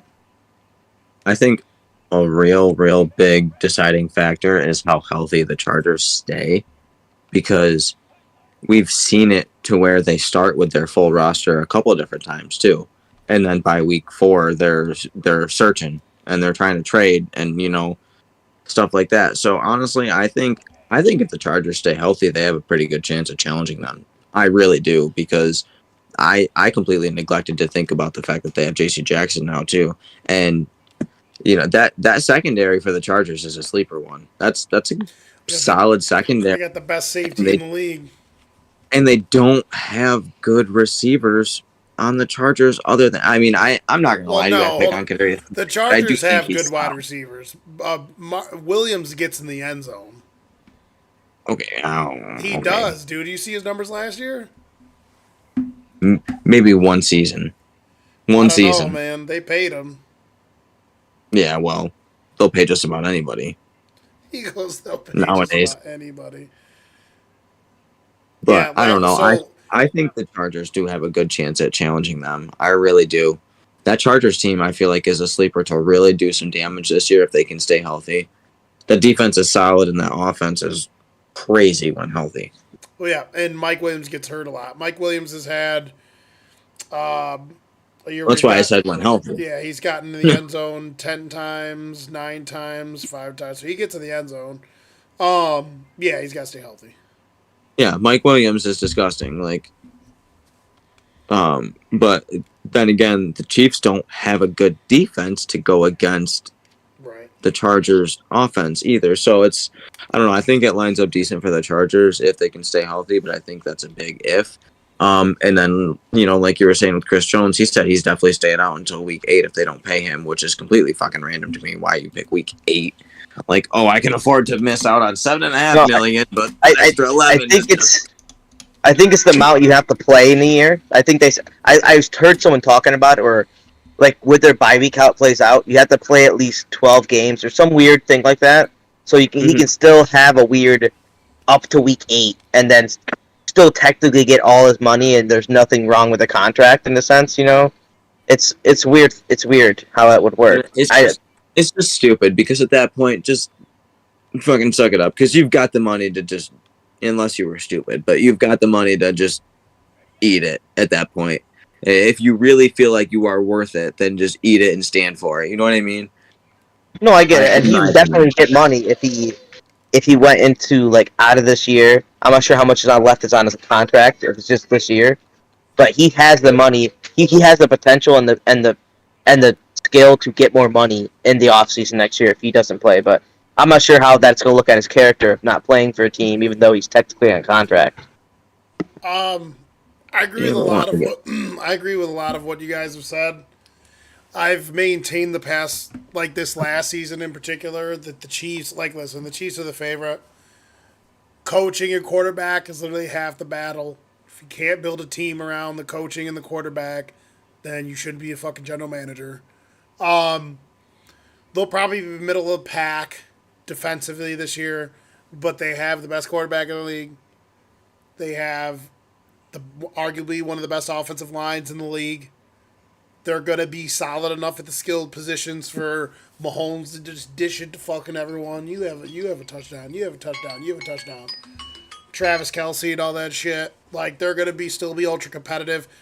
Chris Jones, I think, would really mess their defense up because they're traditionally strong on defense. They have, strong power based players up front, and then they got a thumping, well rounded linebacker, Nick Bolton. yeah, And their, he's gnarly. and their strength is, right now, their strength, if you want to call it that, is their front seven on defense. They played a lot of young. Remember, they started 7 rookies on defense or some shit in the fucking Super Bowl, and they still won it. Obviously, there's not much to say about the Chiefs. I mean, they don't have the best roster in the league, in my opinion. And it just goes to show you they fucking dump Tyreek Hill, and flip him for all these picks and shit over to Miami, and they still fucking get to the Super Bowl again. It's like, it's just crazy how good Patrick Mahomes is. That coaching staff, they're just great at understanding mismatches, putting players in the spots to succeed. They're not looking to destroy people throughout the whole route tree. It's about getting the right guys in the right matchups and putting them in positions to succeed because the guy behind center will get it to them. I'm curious to see how Isaiah Pacheco does this year. I'm curious to see if they decide to run a little bit more or if they use him more out of the backfield as more of like a receiving back. But I think that'll add a little bit of dynamic because he really kind of started to show out towards the last like 3-4 games of the season last year and then in the Super Bowl as well. So that'll be interesting to see what happens with that. Yeah, I think they're going to do what they always do. I like Pacheco a lot. I liked him in college out of Rutgers, but they're going to do what they always do, which is smart. They're just going to keep recycling running backs. Like, what if, he's going to be in a contract here next year? What if he rushes for over 1,000 yards and like 12 touchdowns? Unless he's willing to come to like the right price to stay with that team, he'll either get traded or he'll get let go. If you're winning Super Bowls, of course you're going to stay with that team. Yeah, you know what I'm saying? Right. If you want to keep winning, but then again, he's got one. What if they win again this year? He'll probably just try to go get paid someplace else. If he hasn't had a year yet where it's like, okay, you got to pay this guy. There's a lot of dudes have done what he's done. And I don't know what happened with the Eagles and that. They rolled in there top 10 in every freaking statistical category ever, and the Chiefs lined up and still ran the ball all over them. It's kind of pathetic, really. And everyone's like, the fucking Eagles, they got ran out by a fucking 6th-round running back. And again, like, everyone thinks that it was the rushing that won that. He only rushed for 75 yards. They just know when to rush the football. Like, running the football is way more situationally driven than passing the football. They ran the ball when they needed to, got efficient runs, and then Mahomes threw 3 fucking touchdowns. But, yeah, I think we're all in agreement, really, on this division. We got one more team left, and it's the Broncos. So, timer's on. Chad, Broncos. I don't know. I think it's almost comedy how like Russell came out with like saying Broncos, let's ride, and everyone made fun of the whole let's ride thing, and it just seemed like it just snowballed into the giant like laugh at myself in the face. It's like how shitty of a team we are. At least how actually he played last year. So it's crazy because their defense played well. Their defense kept them in certain games, and it just seemed like it was like it wasn't even like him not knowing the system. He was just doing bad reads. He just wasn't. It's like he forgot how to play quarterback. It's like he came in and was like, he was like a freshman in high school, just like, yeah, you're a quarterback now, go play, And he's like, okay, let's go. And he would throw balls into obviously covered zones, like right at defensive players, and it just seemed weird. Like it seemed like it wasn't him playing because he wasn't a bad quarterback in Seattle. He knew how to read a defense and at least a little bit. He made it to a Super Bowl before, He had to have been able to read a defense at some point. They did have a strong defense, but they had a decent. I don't know. It just seemed. I think it's really on how he comes out and plays this year because I think last year really deflated his. I'm not sure how much confidence he has in himself now. If he comes out having zero confidence in himself, then it's gonna close to zero. It's gonna be a long year for the Broncos again. But if he comes out, has the confidence, actually reads the defense, doesn't just throw right into the defensive hands, I think they have a chance to get past the Raiders in this division. But I mean, besides that, and they did have some injury woes last year on their running back and a couple positions, but their defense isn't what it used to be. Their offense can work if you have Russell playing something that looks like a good to great quarterback, and I think it's really all on Russell at this point.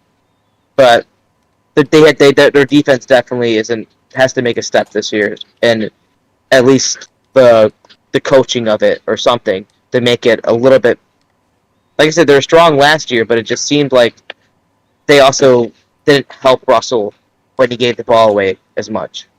But I don't know. But I think it's all on Russell, and they have the potential to get to third place. But I see them finishing fourth again. What do you think, Dennis? I feel like saying that they're strong is a gift to them because they're just rough. Honestly, it's not even them; it's Russell because their rookie running back is pretty solid. Javonte They have a Williams. good, yeah, He I was like rookie him a last year. lot. They have a solid receiving core. Well, when healthy, I understand. Jerry Judy's not healthy right now. I get that, but we don't know how long Never for, is. which Sup, is dude? that's a big question mark. I wouldn't say he never is. I feel like they usually have a pretty healthy receiving core. It's more of their defense that unfortunately gets that end of the stick. But I feel like Russell came in and kind of just went into a shit system, and it really showed that Pete Carroll kind of pampered him in Seattle a little bit. I mean, realistically, he had everything given to him. He had a Super Bowl given to him if they were smart. Really, I mean, it's kind of crazy to see somebody like that go to a shit system, but it happens. So I mean, we'll see. We'll see if Sean Payton came in and made it any different. I think he did, obviously, because I think he's one of the better coaching minds that's in the NFL right now. But it'll be interesting to see how it plays out. I don't think they'll finish very high in the division at all. Like we're saying, probably about third at highest, fourth more than likely. But I don't see them really competing fantasy wise. Running back Javante will be pretty viable. I feel like though. I feel like that boy's gonna eat. Gotcha. Well, I have a little more different take Of course you on do. the Broncos. It's not like drastic or nothing, but I'm interested to see what Sean Payton does with this team. I think that Russ's skill set is definitely scheme driven. I think the reason why he works so well out with the Seattle Seahawks was they had a solid O line, they had a really good defense, and the things that he's great at is he's really great at managing a game. He's really good at being mobile, like he can run, great awareness, and he's really good at dicing the ball in the short and intermediate area, and then he's really good at throwing the ball down the field. In the past, Sean Payton has shown he can coach every style. Like the Saints could run the football no matter who their personnel was. They could throw the ball no matter who their personnel was. And obviously, part of that was having a Hall of Fame quarterback in Drew Brees. But they're two totally different quarterbacks. They're at the ends of the stratosphere in all things. Like Russ is athletic. Russ is better throwing the ball down the field than Drew Brees is, but he's nowhere close as accurate overall, right, as Drew was. So I'm interested to see. Now, when you look at this team on paper, I don't think people are honest about the talent that's on this football team. I would say that their weakness is depth at the offensive line. But if you were to tell me this whole entire team stayed healthy, this is actually a really good roster. They have arguably the best corner in the league in Patrick Surtain Jr. You can make the argument. Some people say he's the best. Some people say it's Sauce. Some people say Jerry Alexander. I would take him over. I would definitely take him over just about anybody in the league right now. I'd put him at number one. They have a great safety tandem in veteran Jackson and Simmons. Their front seven is really good and underrated. Their linebacking core is underrated. Javonte Williams. The big key for this team is what you said earlier. Not only does Jerry Jeudy need to stay healthy, but Jerry Jeudy needs to go out there and fucking play like a number one wide receiver, like he's capable of. Jerry Jeudy is arguably one of the best route runners in the whole fucking entire league. He's got 4.3 speed, can make dudes miss, he needs to just work a little bit more on making sure he catches the ball and shit. I think that this team can be more competitive than people think, but it would take everything. It would take the team to be healthy. It would take Russ to bounce back, which I think he does. And it would take Sean Payton to show us that he's more diverse in coaching because he doesn't have all the pieces to run the traditional system that he's used to running. And so, like, if Javonte Williams, they say he's back to health and they say he's looking as crisp as he did before he got hurt last year. If Javonte Williams and CeeDee Lamb play to the best of their ability and Russ can bounce back, I think this team can be competitive. They can't win the division. They definitely can't win the division. I still think they would finish third, but they could be a strong third. They could possibly be like a 9-8 or 10-7 third or miss the playoffs, like that sort of thing. I think they It'll could be really a strong depend, in my third. opinion, on where Jerry Judy ends up. If he ends up being out for a few weeks, or if he Right. ends up coming in the beginning of the season, and it's just like a overextension that they're kind of playing off or whatever. But I think that's one of my biggest question marks. I get what you're saying about their defense, but I don't feel like their front seven is as strong as you do. And that's your opinion. I'm not mad at that, but I don't necessarily agree with it. I do Adam's agree with you in boy, their corner Alex though. Singleton. I do agree with you Dirty on the Alex corner though. Singleton. Patrick Yeah, Surtain. Patrick Surtain is gnarly. nerd. Dude, he's nerdy. Gnarly. Dude's crazy. Tom, Um, real quick, do you want to comment on Bro- the Broncos before we move on to the AFC East? Yeah, I believe I just believe in the Sean Raiders are going Payton. to. You keep going. I know he's a good offensive coach, good quarterback coach. Um, I haven't liked what I've seen in the preseason from Russ. Like I said, I don't take much from the preseason. Um, they they traded away one of their best offensive linemen to get Russ into the mix. I don't like that from a standpoint of their offensive line. I do think Sean Payton is very much a great offensive coach. He has experience with a shorter quarterback. I think if Russ is receptive, I think this is better. I don't know in this division, does it make them better enough to make the playoffs in Sean Payton's first year? Um, this team has a little bit of talent. I just think that um, there's some holes, and I don't. From what I saw from Russ last year, I don't trust him. And when he played in Seattle, he played a lot of off scripted. His stuff was off script. It wasn't in script.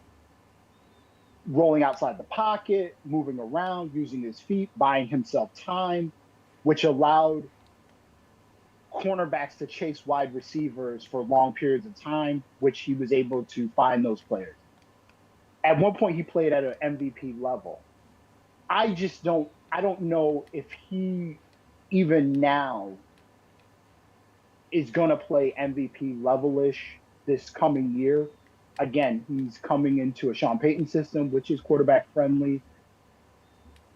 But I think there's just more that you have to fix with Russell Wilson than just his play on the field. I think this dude has some stuff upstairs that he's got to sort out. He seems very odd to me. The whole Well, you BS know all that the stories. he's doing calisthenics on the fucking plane. I just like that's bush league garbage junk. I don't buy that for a minute. Um, he is one of these dudes that puts a lot of money into his conditioning. I just think that the person that's the problem is Russ. It's not anybody else. I think this is a third place team. I agree with you there. I have no confidence in McDaniels and the Raiders. I think that thing will be blown up after this year. McDaniels is gone. He ain't getting another head coaching job. He's cooked. Uh, he'll yeah, he'll I agree with he'll that. he'll be back with the Patriots, but he'll be coaching defense for them.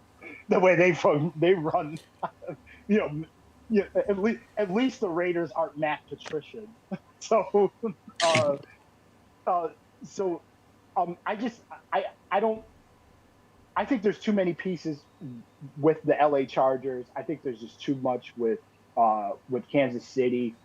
that I just don't see, even with a Sean Payton in his mind, I just don't see them leapfrogging those two teams. Like I said, I think the problem with the Chargers is Staley, but I do think there's just too much talent on that team, and them going out and going and grabbing another wide receiver that could go up and make some really good plays, and the defense is still they have defensive talent on the Chargers team. I just don't think Denver leapfrogs. I think they have talent on the defensive side. I think they have talent on the offensive side. I just think that this is still a carryover and a little bit broken from last year. And the fact is that there's two teams that I just think that on paper and in reality are just better than them. Um, and I just don't see them beating them. But this could be a really good. This could be a pretty good Denver team. That if they went 9-8, I think that's good for them.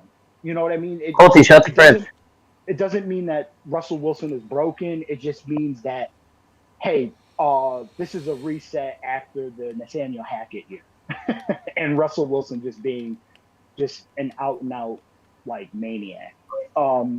So I just think this is going to be a reset year as far as resetting the team under Sean Payton. But yes, I do think this is a third place team in that division. Yeah, I think we all agree they're going to be the third place team. So we'll move on. We are almost halfway through. We'll move on to the Jets. The AFC East. Chad, here we go. Chad, this is Chad's division. He's going to start getting animated. Chad, you're on the clock. I think I think the Jets they added a lot of pieces this year. Big one Rodgers, obviously, but I mean Dalvin Cook's a giant piece as well, and they've had a good defensive line this whole time. They haven't really lacked in that, so I think they're definitely taking a big jump this year. I mean they were almost stretched into the playoffs without Brees Hall or quarterback play at that point. I think they're going to be. I think they're going to surprise the teams in AFC, but I think the teams in the AFC East kind of know what to expect generally from this team, at least as a defense standpoint, and what their offense can be. But I think they're gonna surprise a lot of teams out of this division, which is going to get a lot of their wins for them. They're probably going to at least split with everybody in the division. They're not going to get really swept this year. So I think that's going to help them severely get into the playoffs. Because I still have them. I don't know. It's between them and the Chargers for me, that last seed in the playoffs. So I think that's where I kind of have them at this point. But it's going to be interesting. I think they have a solid team. They built their roster well. They have a lot of young defensive players that are getting better, and some good veterans on the team. That front seven for them is nasty, and they have a good CB1 now in Sauce. So, and they have a good offense. Literally have the. I'm not sure if that's ever really happened. Having the DPOI, the defensive rookie player of the year, and the offensive rookie player of the year on the same team. I'd be interested to see that. But so I see them. They could edge out the Dolphins for second in this division. I think. Gotcha. Especially with them losing, with the Dolphins losing Ramsey and Wilkinson still not signed. It's gonna be very interesting over there. And if Tua can't stay healthy, then they're definitely screwed. So there's a lot more contingencies on the Dolphin side than the Jet side. I would just like to see how quick the Jets all merge together and work as a team. At least on the offense. What do you think? Having a new quarterback. So you're gonna not like me so much after this, but I think they're gonna actually fight you guys pretty well for the first spot. To be honest with you, I think it's gonna be a pretty close race. But I also have a very hot take on the Bills that not a lot of people agree with, and you're not really not gonna like me once we get to there. But I mean, I still think that the Bills are a good team. Don't get me wrong, but I think the Jets are more built in a lot of aspects. Obviously, the quarterback is a little bit of a sticky situation with Aaron Rodgers being so much older, but he's also obviously pretty well proven. So I don't know.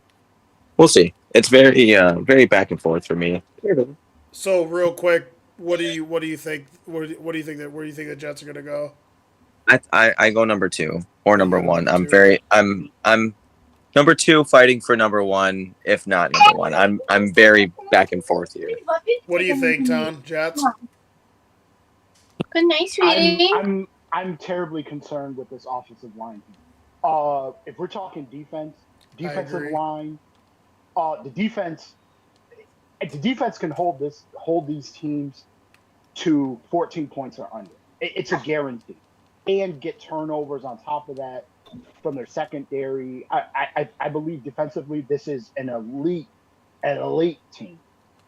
Offensive line is horrendous. This is problematic because Aaron Rodgers later in his career with shaky offensive lines has. You. I mean, I've seen. I think Anthony horrendous is Barr- the stretch. I seen. Horrendous is a stretch, but horrendous is not far off. This is shaky, and they really didn't go out and try to address it. They were all in on still because Salah was still like his bread and butter, which is defense. Now, we've seen in history that with a really good defense and with historically defensive scoring numbers, keeping the score low, can work in a team's favor. It has. I just don't. I'm just not. Just because you bring Dalvin Cook in and then you got Brees Hall, that necessarily does not mean that this makes us better with Aaron Rodgers. This offensive line has to be better. And I think it's a glaring weakness with this team. So can I ask I've seen Aaron you? Rodgers I've seen Aaron Rodgers like he's missed parts of seasons because he's rolled out and the offensive line has not touched people and he's gotten hurt. So again, can, the Jets are putting all their eggs in one basket, thinking like Rodgers is going to be this huge difference. When the fact is like they probably instead of trying to pick up and try to make instead of trying to make this team the New York Packers with the receiving core, they probably should have went out and used some of that money that Aaron Rodgers was willing to give up to go shore up this offensive line. I think it's a problem. I think it's problematic for me. Now, in that division and what they can do down the road, I think defensively, I really think the defense is going to carry this team. Not so much Aaron I don't Rodgers. disagree with that. I don't disagree with the defense carrying the team. But so my question to you though is, if they had a good enough offensive line to give a questionable quarterback last year the offensive rookie of the year with Garrett Wilson, then what makes you think it's not going to do better with a veteran quarterback with Aaron Rodgers who can get rid of the ball? You know what I mean? Because the line didn't get any worse. They didn't trade Yeah, or but lose. I don't like it's already had. Remember, in the OTAs and in the preseason, Salah has already questioned the grit of this offensive line. That's a little bit scary to me. But Aaron Rodgers is also used to having a somewhat shaky line because Green Bay did not give him a great line until the last couple of years, and he's used to getting out of the pocket and happening to play out of the pocket. I would also say that he's also usually comes out the gate pretty slow too, and this is a brand new offense. So those first couple weeks, it's going to be interesting how they come out and play. That's why I said like how they gel well in the beginning. Yeah, he's had a good preseason, but historically, Rodgers has come out the gate slow. No, I know, but I'm saying historically, Rodgers has come out the gate slow. He hasn't been. Oh, and that's a proven fact, though. Like, as a team, and he's been okay. So the last defense will carry them the first couple games, guaranteed. The last two, which I don't disagree with, but I think they will be better Remember, than. he's been like the stalwart of that Packers team. When everything else is failing or whatever, he's the guy. And he's always the guy that will lead that team, throw darts everywhere. The past 2 years with the Packers has been, and remember, they got bumped out of the playoffs by the Detroit Lions. I'm not saying the Detroit Lions are the terrible Detroit Lions, but the Detroit Lions started off 1-6 and then pushed their way to almost get into the playoffs, and they needed to win that game against the Packers. Normally, Aaron Rodgers takes that team and wins that game. He's lost that game to the Detroit Lions. I'm saying in the past 2 years, he's been, you could see he's been He's been trailing off. tired though. But again, that's the gamble when you take with an older quarterback. Now, what I'm saying is this older quarterback is supposed to be the savior while coming into a camp with not so great offensive line. But he's Remember, getting at least what he's asking. remember, Matt Ryan supposedly went to a place where they were guaranteeing him he was going to have this great offensive line. That was the worst offensive line play that he's had ever seen. And guess what? He basically got his job taken away from him, not because of him. The offensive line was terrible. And he came into a place where they were like, yo, we're going to have, young defense. This is a high rated offensive line. All of a sudden, everything broke down. And guess what? Matt Ryan had to retire. That's how bad it was there. I'm not disagreeing with that. But Aaron Rodgers has gotten what he's been promised in the Jets so far. They promised to give him weapons, and then they went and signed Dalvin Cook. And he took a pay cut with them, which he never did with Green Bay. I'll question that. They already had a Garrett Wilson there, who's a weapon. Yeah, but they went and signed a running back who now shores up the fact that he doesn't have to pass every play. Which I get they already had Breece Hall, but he was a question mark with getting hurt and stuff like that. Which Dalvin gets hurt too, though. Right, and I don't know necessarily that grabbing all the wide receivers from the Packers, which were average. That's what I was going to say. It's going to be interesting. Getting him weapons. That's not getting him weapons. I do feel that Garrett Wilson is a high level wide receiver that is going to ascend. And basically he's better than Watson because Watson started to turn it on at the end of the year. And Dobbs also, what Dobbs was as a talent. And now you're starting to see Dobbs play well with the Packers now. But again, rookie year last year. This is my thing. I just don't like an aging quarterback rolling in to shaky offensive line. So there's all this stuff around him. I think we're just putting too much stock into the Aaron Rodgers.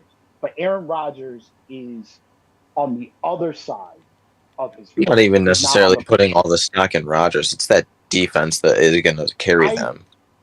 I think so because even with Zach Wilson at quarterback, and then Mike White. The Mike White show. Right, but Mike White is now with Miami Dolphins, so it's going to be the Mike White show when Tua. When Tua doesn't know how to follow the right way. The Mike White 500+ yard game. So you're wild. I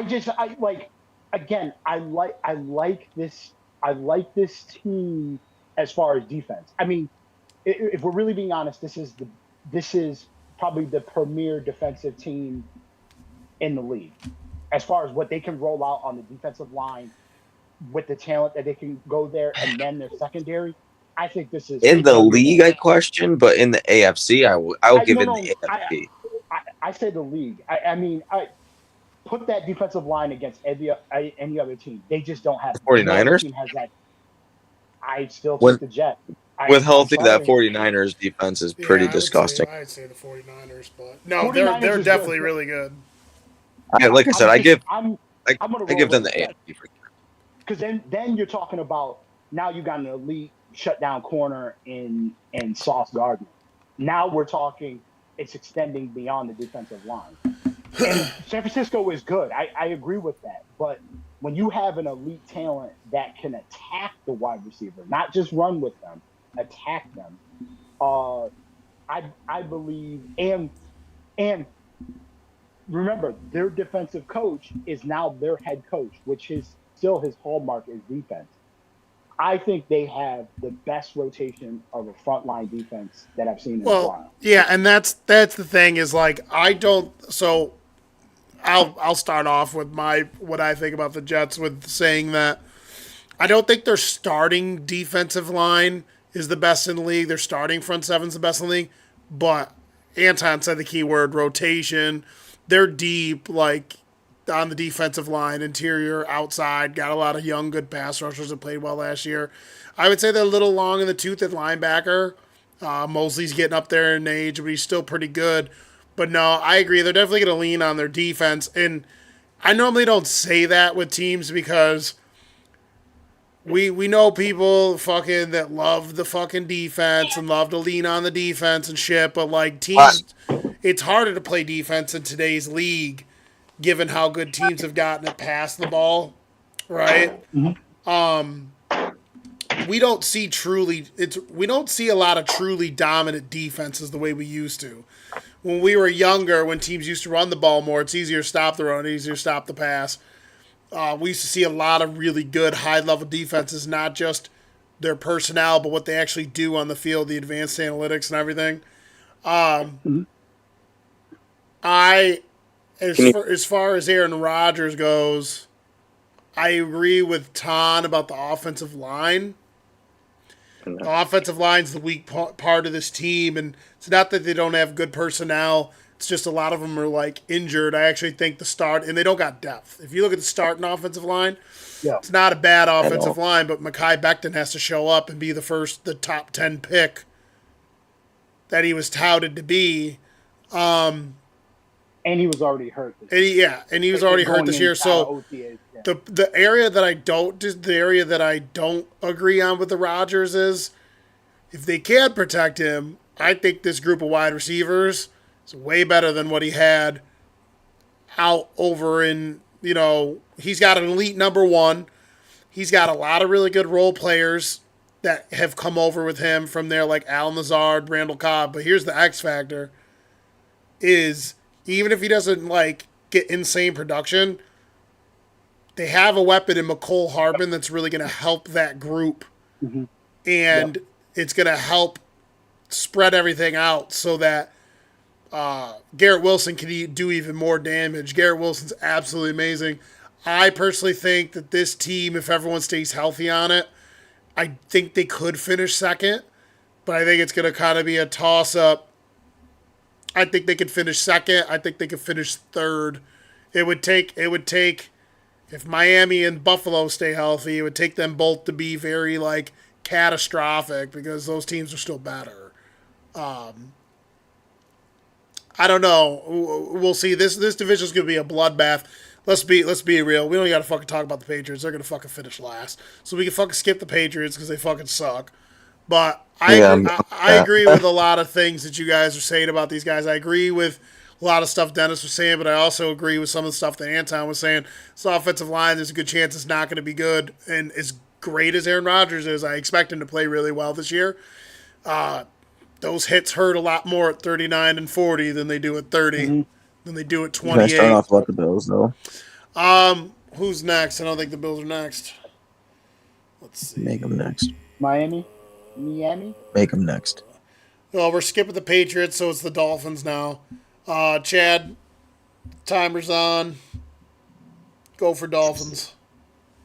I think the Dolphins, they have their offense. Tyreek, Waddle. They got the fast wide receivers over there. They lost Gesicki, but I think they gained another. I don't even know who their tight end is now, but it doesn't really matter too much. They got a couple quick wide receivers. They got Mostert over there in the running back. They got what's weird is with Miami, they didn't help themselves by building an offensive line in the offseason. They didn't really try to go after too many offensive line pieces, which is what they really lacked last year. Because, I mean, you could say it was Tua not knowing how to get hit, but I mean, the fact that Tua was getting swarmed all the time, I mean, that's what their offense is based off of, is quick releases. If Tua can't get a quick release, then he's in trouble of getting injured at that point. So, and like I said earlier, the big thing that really hurt, at least in my standpoint, that really hurt the Dolphins this year was Ramsey getting injured in training camp. There's, I know they say, oh, he's going to be back week 12. There is no way he's going to be back to even close to 90% by week 12. I mean, he's not young. He's in his 30s. Let's be serious now. You relax, Chad. That's what I'm saying. That's a big injury to say a 30-something-year-old or 31-year-old is going to come back from that by week 12 and be able to play at 100%. It's like when Trey White came back, and he's younger. He came back after a whole year, and he still wasn't really prime self until, I don't even think he ever was last year. He was not back to what he was. I'm hoping this year he comes back to that point, but injuries like that are hard to bounce back from. So I don't think we're really going to see Ramsey play at all this year, personally. He could come back when 13-14, but he's not going to be playing on top 100% like he was. The player that we knew him to be at that point. So, and the big key thing in this whole thing, and they still haven't paid Wilkinson either. I think he's going to be interesting. I think he's still going to play for them. They're probably going to franchise tag him or whatever they're going to do with him. But he'll still play. But the big thing for them is if Tua stays healthy, and the big hit for them this year was Ramsey going down. Ramsey going down is huge because they got rid of Byron Jones. They kept Byron Jones, and Byron Jones was hurt last year anyways. And you saw what they looked like with him out last year. So now with pretty much the same cornerback room, I mean, they have more experience at this point, but you really have to see how they put it on the field for them to display what they can do. So you're gonna know week 1. They're facing the Chargers. You're going to know how if they're playing in the defensive back room at that point. So the Dolphins have a good litmus test in the first 6 weeks. They're pretty tested, and if they come out pretty heavy, like a 5-1 or 4-2, you know they're going to have a good run. But if they come out slow like they did last year, they're going to have to really back it up in the end to get towards the top seed or at playoff standpoints at that point, at that level. So, I like I said, the only thing that really hurt them this year was not trying to build on the offensive line and Ramsey going down. Besides that, it's pretty much the same team. What do you got, Dennis? I think they're going to finish third, and I think they're just going to have a mediocre season. I think they're just going to finish third because the Patriots are pretty bad. So, I don't know. I don't have a lot of confidence in this team, really, honestly, because I think Tua's going to end up getting hurt. And they have a good defense, don't get me wrong. Like, I do like their defense, but I just don't feel like it is good enough to carry such a bad offense. We'll see. Hold on. That was one of the better offenses last year. Okay, they were. Maybe as far as PFF goes. No, what are you talking about? In overall production, they were one of the best offenses when Tua was upright. Dude, Tua was like on when Tua was upright. Okay, when Tua was upright is the hurts. Okay, but like to act like their offensive personnel, or like to say that the offensive totality is bad, it's not.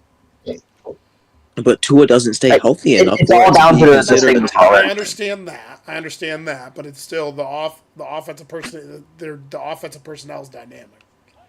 So what they need to do, though, if they want to stay dynamic and they want to stay in the conversation, is they need to go ahead and they need to invest in a super fucking solid, which they did get Mike White, which we'll see how that works out, obviously, because you know he's going to play at some point. Let's be real here. It's inevitable. He's going to end up starting for them at some point this year. So I don't know. I just don't have a lot of confidence in this team. And yes, I get Tyreek's a good player, and Jalen Waddle's a really great receiver. I do think they have good weapons, but I just don't have a lot of confidence. We got Tom. So, Tua, um, I I believe even if he doesn't play all year, they seem to obviously play better. And I gotta go to my boy Mike White is backing him up, so we're gonna get that 600+ yard game with 3 or 4 TDs. So, Yeah, um, that one game he had. guess wait, who was that again? Yeah, I I know. It's can't why you guys love it remember. so much. Keep dreaming. No, it's funny. It is funny. Um, He yeah, sucks. it's jokes. So, in the end, I believe uh, they'll protect Tua a little bit more. I do agree. Uh, it is kind of a double-edged sword. It's maybe they should help and build the offensive line a little bit more, but also it's also on Tua also because the way he took those hits and Tua's not a big person by any means as far as a quarterback position. He took those pretty heavy, and that was kind of dangerous for him. Um, Hold on a second.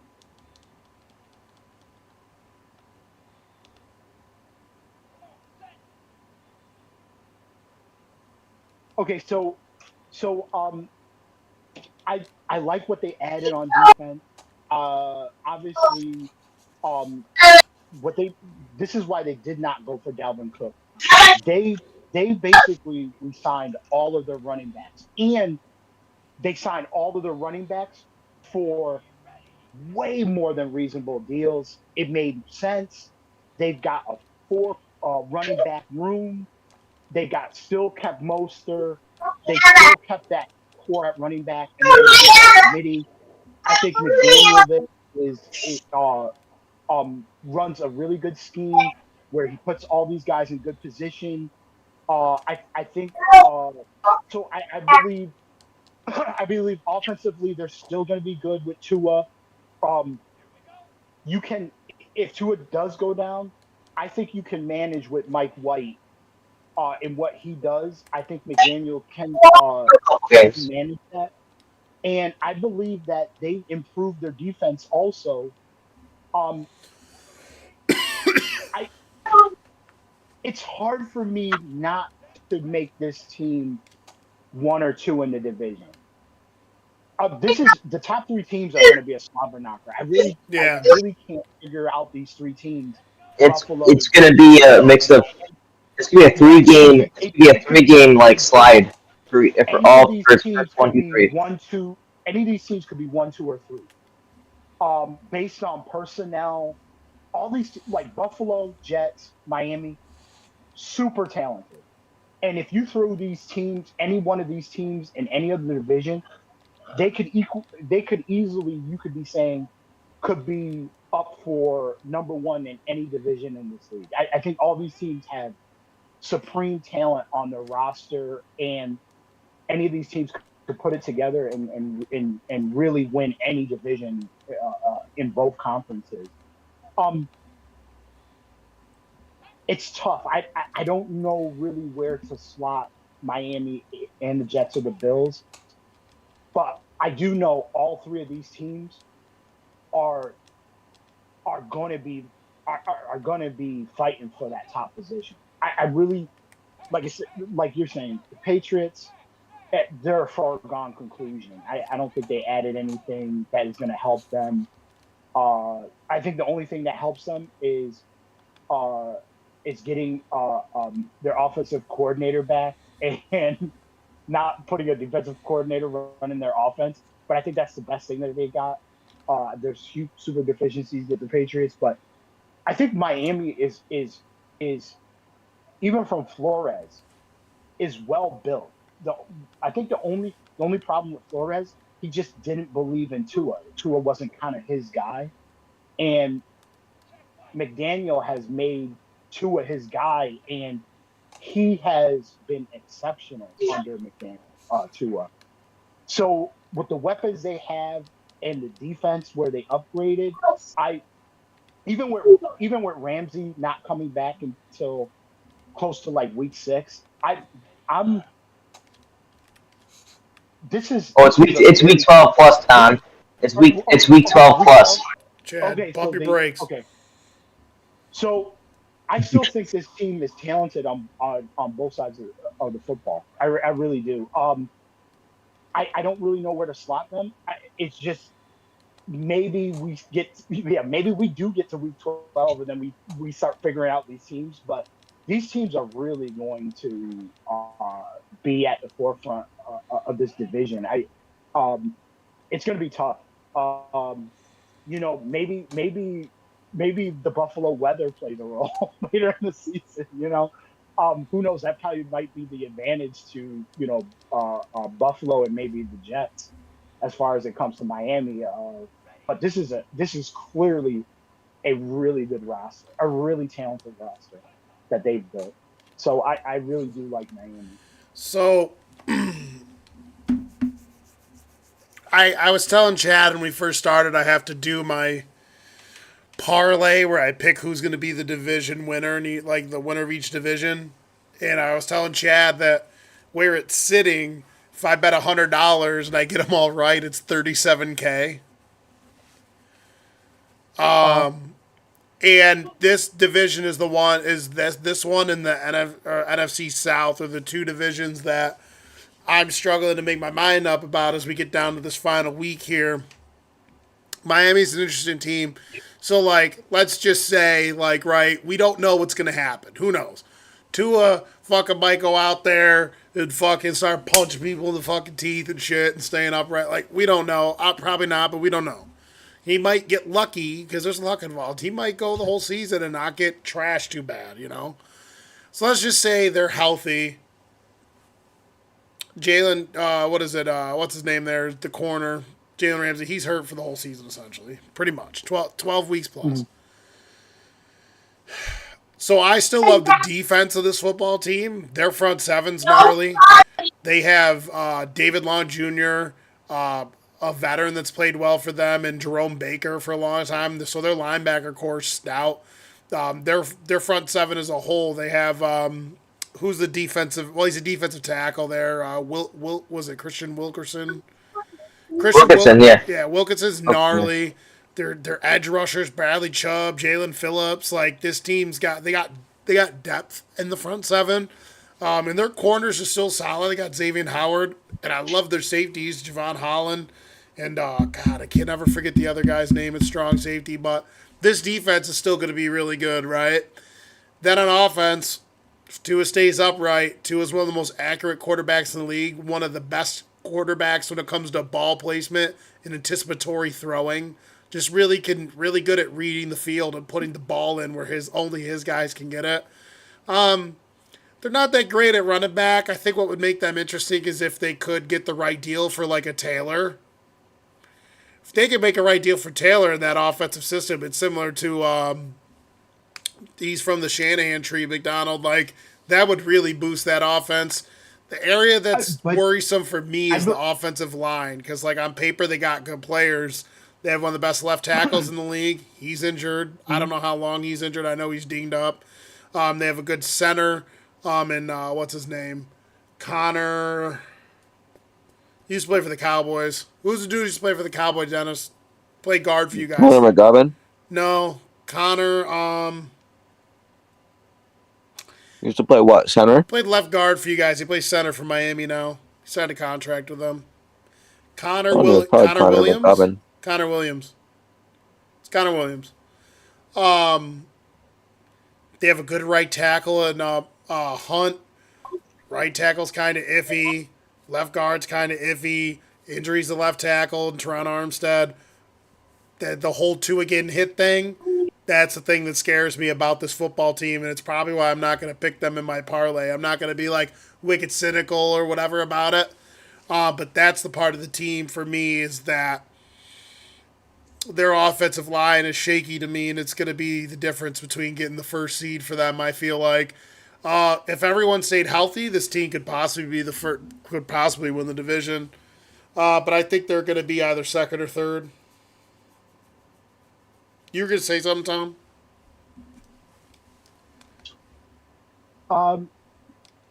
No, no, I don't think so.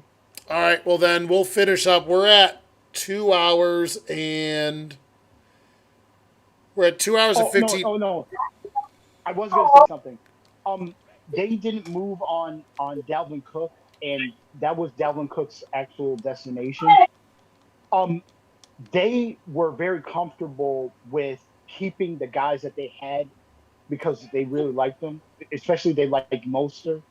Um, so they kept all three of the running backs that needed to be signed. And like I said, if you tally up the deal, it's still cheaper than those guys combined that they had as their running backs is still total a cheaper deal than what Dalvin Cook got with the Jets. So in the end, Miami played that running back game the best possible out of any other team. They have four running backs under contract, and the running backs, the Jets have two running backs that they're paying more than Miami's total running back room. Running So back by I think committee, baby. Miami, right? I think that's why Miami asked, but they never jumped the gun. And even when he was available, they were like, no, we've got dudes on really good deals and we can roll this out. And they knew that if any of those guys got hurt, they still had good depth and guys that they trusted. So Dalvin Cook was something that they inquired about, but it wasn't like a full on option that they were going to go with. They just wanted to see what they could get for him, but they still have a very, very cheap running back room. So that's Gotcha. all I was going to say. Gotcha. Yeah, no. That's why I don't think Jonathan Taylor's going there personally. Yeah, probably. No, Chad, Only- pump your I think brakes, all right? yeah, I don't think Well, I don't think he's going there because they have a lot of people to pay next year. I follow like Dolphins people too as well. They got Tua possibly next year. Then you have it's Waddle next year too. There's a whole other Wilkinson coming up. There's a whole slew of like money that has to get spewed out to places. Yeah. And Miami, people forget, Miami's been like kind of building this like dream team for like 3 years now. We're on the third year now, and it's coming to a point where you're going towards Rams level, like depleting yourself sense. You know what I mean? Where you're paying people enough money where you're kind of depleting your whole team. Dennis is So just it's- up there at the top and of that Tyreek Hill. corner waiting to talk shit about the Bills. It's so funny. Well, I'm saying like, and Tyreek Hill. You look at Tyreek Hill. Do you think Tyreek Hill? Do they have enough money to pay Tyreek Hill and Waddle at the same time? I mean, probably, but Tyreek You know, Hill's- Waddle's asking for 30 mil. Well, They haven't paid Tyreek's anybody in gonna a be while, though, really. Tyreek's gonna be retiring soon, but we saved the best for He last. said he was retiring quick, too. We're now at 2 hours and 15 minutes, 2 hours and 18 minutes here, and by proxy, the way we did it, Bills ended up being the last team. Chad and Dennis are about to disagree the fuck out of the rest of this conversation. So we'll just let I don't think Dennis too go much. first because Dennis has had a hard on this whole time to talk shit about the Bills. Well, listen. So the No, it's final not even team that. for the AFC that we're going to talk about is arguably one of the best teams in the NFL and in the conference. New York's North America's team, the Buffalo Bills. Take it away, Dennis. I don't think they're as good as everybody thinks they are. I think Josh Allen is overrated, and I think he's been bailed out by having good weapons around him. And Stephon Diggs and Gabe Davis has come out and played, and Dawson Knox. Ow. I think he's been bailed out, dude. I think he's made some poor decisions because if not, how do they keep losing in the playoffs? That's going to be a shirt. Bailed He said that's out. going to be a shirt. Hashtag No, but bailed in out. all honesty, I really do. And I'm not saying that he's a horrible quarterback. And that's not what I'm saying, because I would still take him over Dak. I would, but I'm very off on Dak.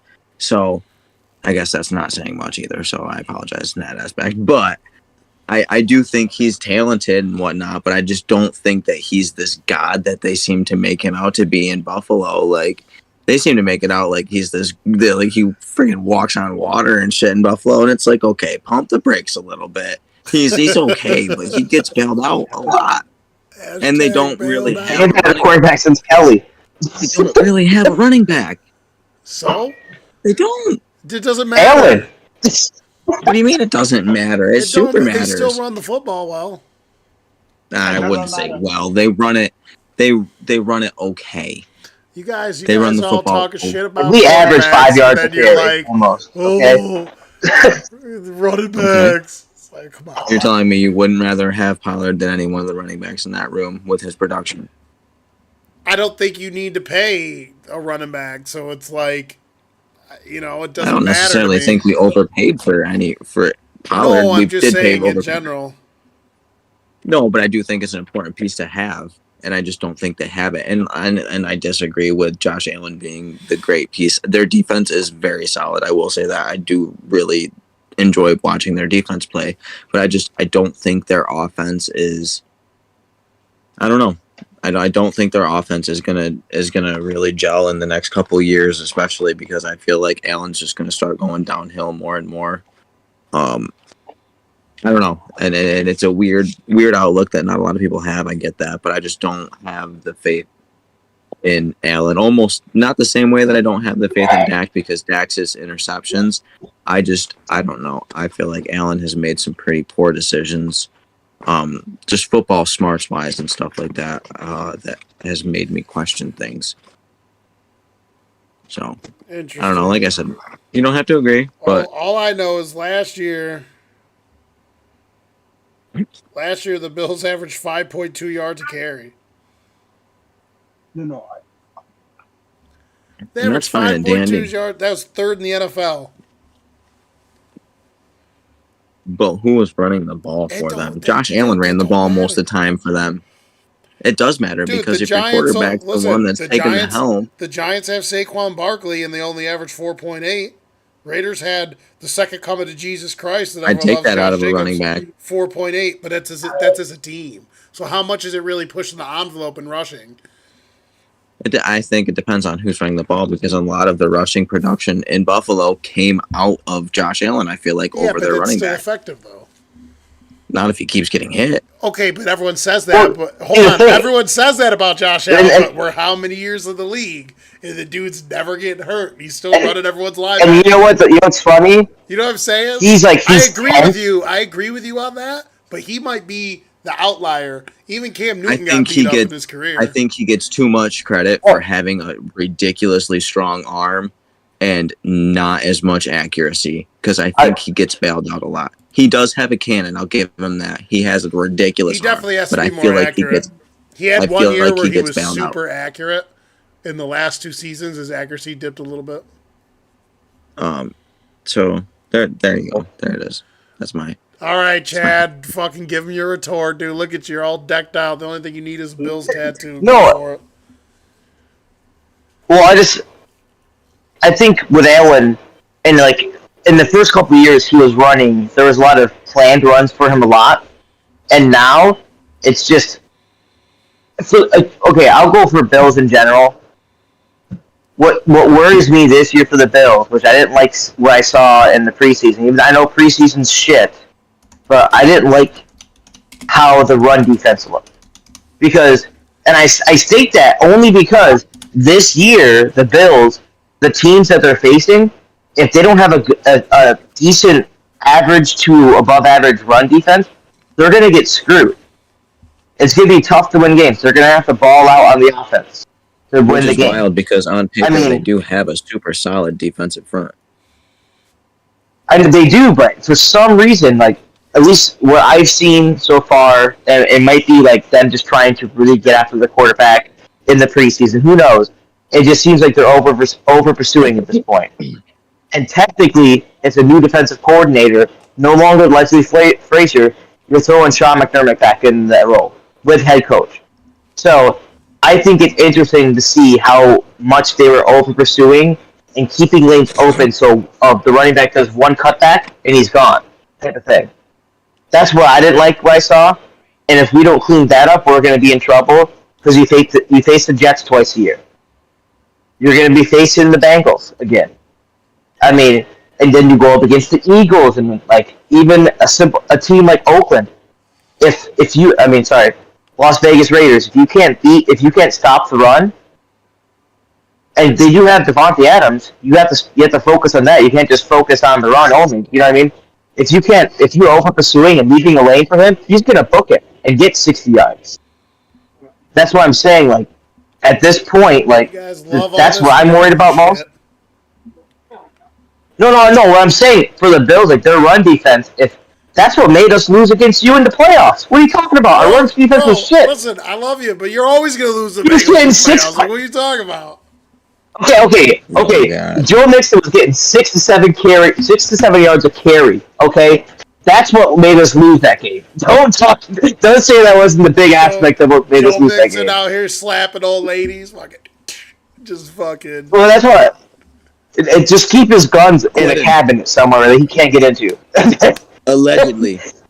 Yeah, he's acquitted. He was acquitted. It never happened. What are you talking about? No, but seriously, for Bills, their really weak spots are the run defense. I'm hoping it cleans up, or the offensive line. The offensive line is kind of weak, and this is why when I get towards Allen is if you look at the amount of yards that Hurts gets, he runs a lot. They have a lot of planned rushes for him. Compared to Allen, they're close to yardage, but Hurts is running way more because they're planning them. Allen's not planning that shit. He goes to do a play, and he tries. In most cases, he bounces up in the pocket. He's a big quarterback. He can take a hit if he needs to.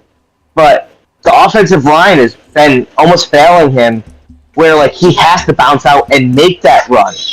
In a sense, it's not planned. You know what I mean? I feel like he's looking for it at this point, though. He's a big competitor. He loves that. He loves to do that stuff. He's like that's what like if you watch any like Buffalo Bills stuff, they say he's like a little kid on the field. He loves to do that stuff, but he's been slowly regressing from it. You can look at his yardage. You can look at how many times he's ran. He's still getting those big yardage runs from it. So I think he's not getting as much planned runs as much as he did to begin with. I'm not super high on quarterbacks. I think they still finish first, personally, and that's obviously biased. No, I get it. Like Justin Fields, I feel no, like that's Justin as a Bills fan, I hate seeing him run too. Like, he runs and he tries to hurl someone. I'm like, oh, please don't come up early as a defensive player. Because if he comes up early, he's done. At the end of the day, like, you need your guy to be upright and slinging darts. So, like, I get it when people are, like, weary, but we are moving into, like, a state of the NFL where quarterbacks are starting to become playmakers. And, I wonder, like, I know the quarterbacks don't get hit as much as players do, right? But you also got to think of how quarterbacks get injured all the time. A lot of times quarterbacks get injured because they stand in one spot. They're not protecting their legs. It's usually knee injuries, ankle injuries, dudes taking them out. I wonder if the fact that like a guy like Jalen Hurts and a guy like Lamar Jackson or a guy like Allen, Jackson's been injured a little bit, but Allen and Hurts seem to be able to just I don't feel like he's been injured dramatically though for a mobile quarterback. Okay, well that being said, they all stay healthy, relatively healthy, and they're managing to become weapons down the field where they're not injured 24/7. That's probably because they're actually running downhill and defending themselves and making moves, making dudes miss, running through dudes, running out of bounds, not just standing in the pocket all the time and getting hit. But I do understand where you guys come from about getting worried about them getting hit and getting hurt. But Well, I think my point of the matter is like you pay them so much money to do their job, and I understand their job is to win the game and their job is to move the ball, but at the end of the day, their job is to throw the ball to win the game, and you're supposed to pay a running back to run the ball to win the game. Like there's positions for a reason, and I feel like if you take a quarterback and try to make him more like a running back, then you're just making him more apt to get hit. You're making him vulnerable. Like especially with Allen wanting to hurdle everybody and shit. And I'm not saying it's not cool to watch because it is. It's fucking sick. Like, but You gotta eat that you gotta be fucking puckering that asshole up when he's getting hit like that, and then he's like, ooh. So, Chad, I would assume you got him finish it first. So I do have him finishing first, and I would say on the aspect of how he plays is it's like trying to take the aspect of how Mahomes plays out of how he should play. Like he shouldn't be scrambling that much and doing all that weird shit all the time and doing the sidearm shit and doing I the don't weird plays. disagree. But I know it works. I'm saying I know it works, but I'm saying like to take the they have been limiting the running that Josh Allen does, but to completely take it out of the game would be It'd to be change his stupid. whole aspect of his player. Well, it would just be You Like, can't stupid. do that. completely It take it would out, but well, it yeah. would be stupid because here's the thing: these Oh, they dudes. have been watching him. Trust me, they don't want him running as much. The Well, coaches always vocalize that every I single year too, I think and that they if try to eliminate as much planned runs. I think that if you want to win, or if you want to run the football, I think the aspect that people forget from just a logistical standpoint, and people don't think like this. People are just like, oh, we'll fucking line the ball up, run it fucking 1,000 times, whatever, and you'll win football games. It's not always true, but when your quarterback is that good at running the ball, it makes it truly 11 on 11 football. I would take it. Every time you hand a ball off to a running back, Get out of the way. your quarterback's out of the play. He's not doing anything. It's 10 on 11 football. When the quarterback can run the ball that well, it opens up a lot of more options, more RPO stuff, a lot of different things you could do with faking handoffs and throwing darts, or just going straight up 11 on 11, especially around the goal line and shit. Super valuable if your quarterback can run the fucking football in tight quarters. The optics change in different areas of the field. So I personally think if your quarterback's relatively healthy and run, it's just great to have it. Would you want your quarterback to use it more of as like a safety valve? Sure, but I think that Josh Allen is so dynamic at rushing the football. It's not his primary skill set, but he's one of the best ever at running the football from that position, and he's very unique in that in what he does. The only guy ever similar to him is Cam. The only problem with Cam is Cam got hurt all the time. Let's give it over to Tom. Todd, what do you think about the Bills? Okay. Because he sat there quietly this whole time. So I've taken. I got a different take on the Bills. I actually like kind of the off script running, trash talking, moxie. And let's be honest, moxie's a really good word. Moxie, that's one of your words, dude. Yeah, so I like what he brings, and I think they have weapons. With Davis, obviously with Diggs. Um, I also remember McDermott used to take over defensive coaching when the defense got shaky under Leslie Frazier. It was kind of their thing. So I'm okay with McDermott taking that back over. Yes, this is me personally. I think that this team has kind of come off the like Josh Allen has created more turnovers and been a little bit more loose once Dayball left. I think Dayball had him in a Or as Adam controlled would say, the atmosphere. And ball. that, It's the ball. well, No. It's not day that's ball. It's why the ball. the ball, whatever. Who cares? But that's why I do think like Daniel Jones has been playing a lot better because they've actually able to remember less turnovers, make him play not in a box, but make him play more controlled. Because remember, Josh Allen had a lot of turnovers and made a lot of dumb plays, and you could see that. So I believe like he plays well now. Obviously, he changed the way his platform and the way he throws, and he's been a lot better about that. But I tend to like players that play with a little bit of attitude. Remember, this was um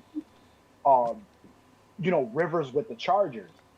He had a lot of attitude, and he would talk trash and get in dudes' faces when they come after him, and he would throw darts and like be coming after defensive linemen. Like, yo, You do you like did you like that play and all that stuff.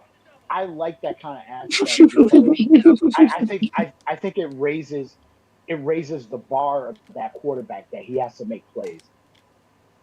I I kind of I like this Bills team, and I think that um and in this room with all of us and other people, there's a lot of people that keep putting this thing on the Bills like they ain't gonna be nothing or whatever.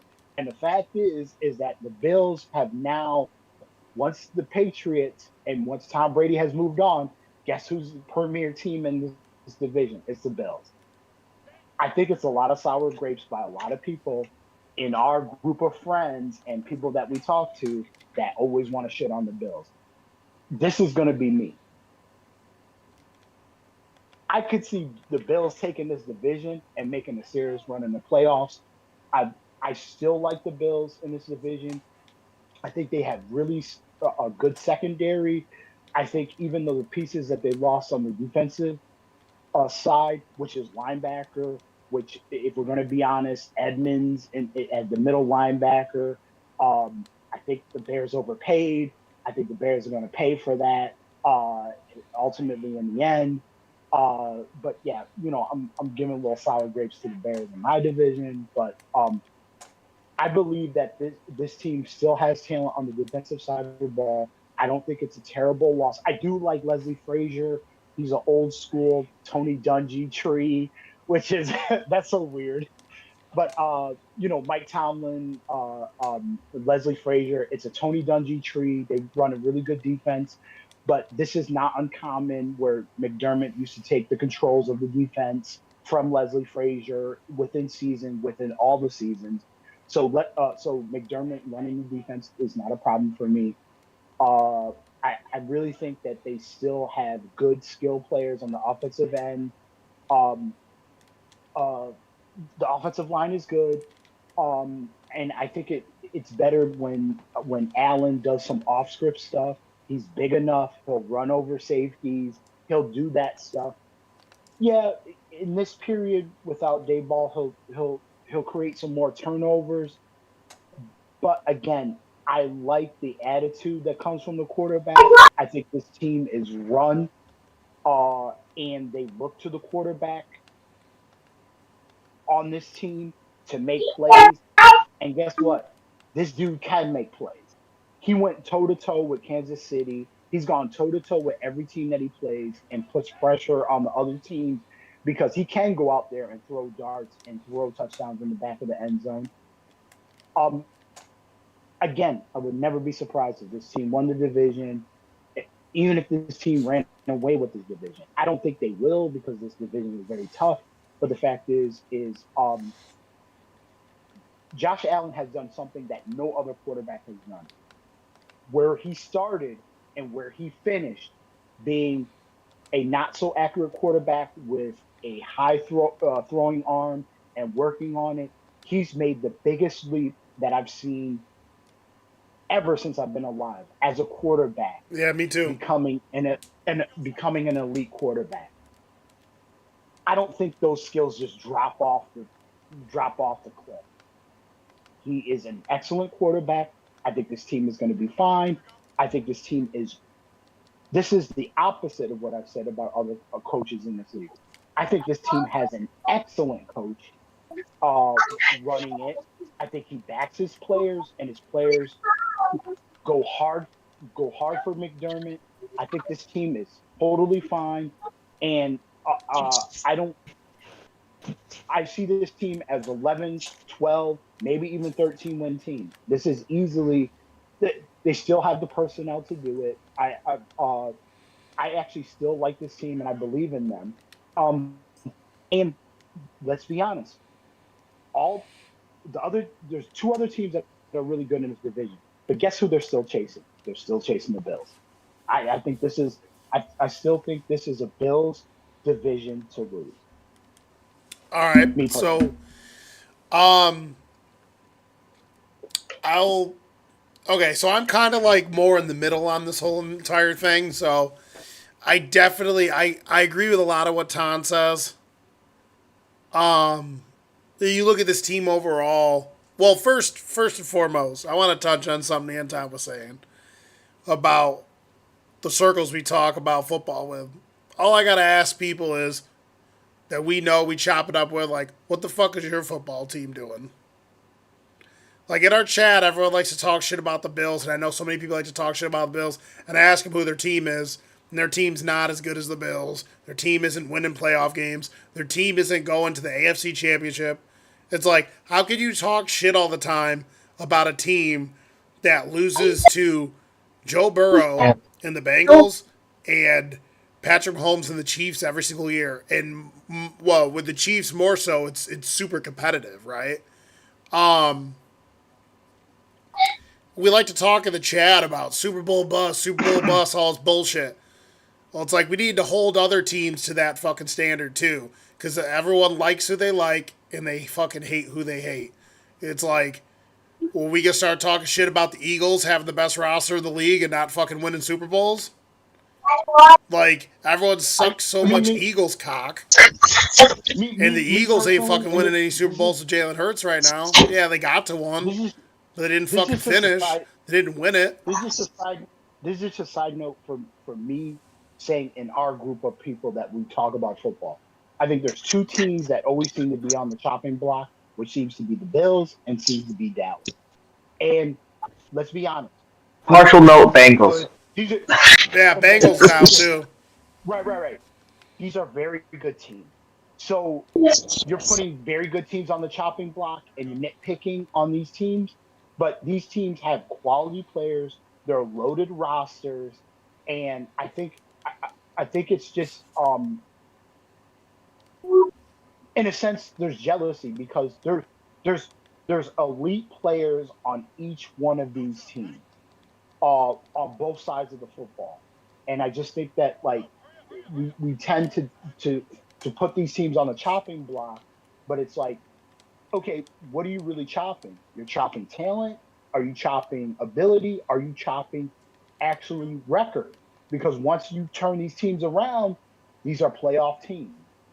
And these are playoff teams that can win games in the playoffs. So I think as a group, and I understand what you're saying, but like we need to pump the brakes on talking about nitpicking Dallas. We need to pump the brakes on nitpicking the Bengals, and we need to sort of pump the brakes on nitpicking the Bills. Guess what? These are elite teams that can win their division and have won the division.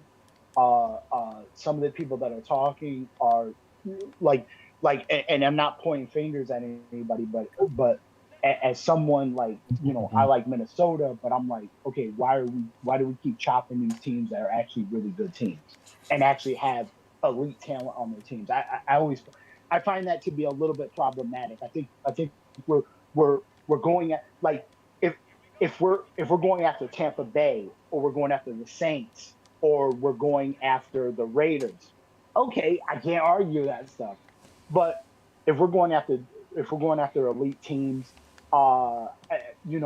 unfortunately, I'm only going to have an ear for a little bit of it. I just don't see where we go after and hack these teams up when, to be honest, these are playoff teams. And playoff teams in the recent history are consistent playoff teams, and playoff teams that could be mentioned into running for the chip.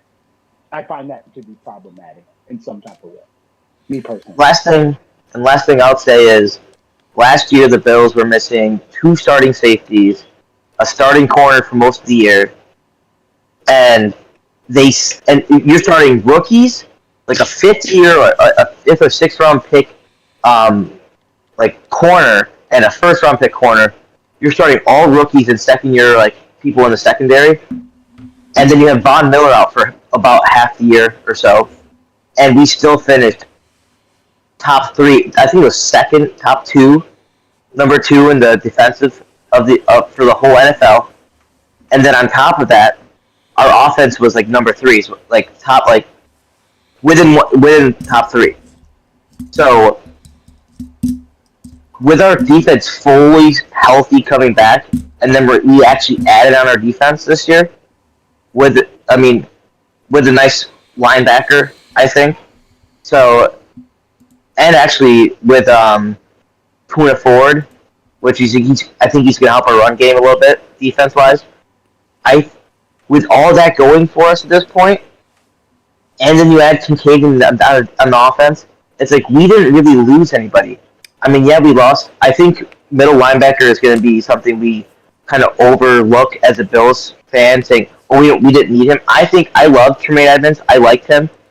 He had his downside sometimes. He had more upside with his wingspan and size and all that stuff. But I'll give it that where having two safeties who can run the defense vocally is going to help whoever's going to step in the middle linebacker. Just like when Edmonds first got in that position, personally. So I don't see us going down. I see us still getting 12, 13 wins. Yeah, so I was going to say, quick gloss over, because we talked about, like, the philosophical shit.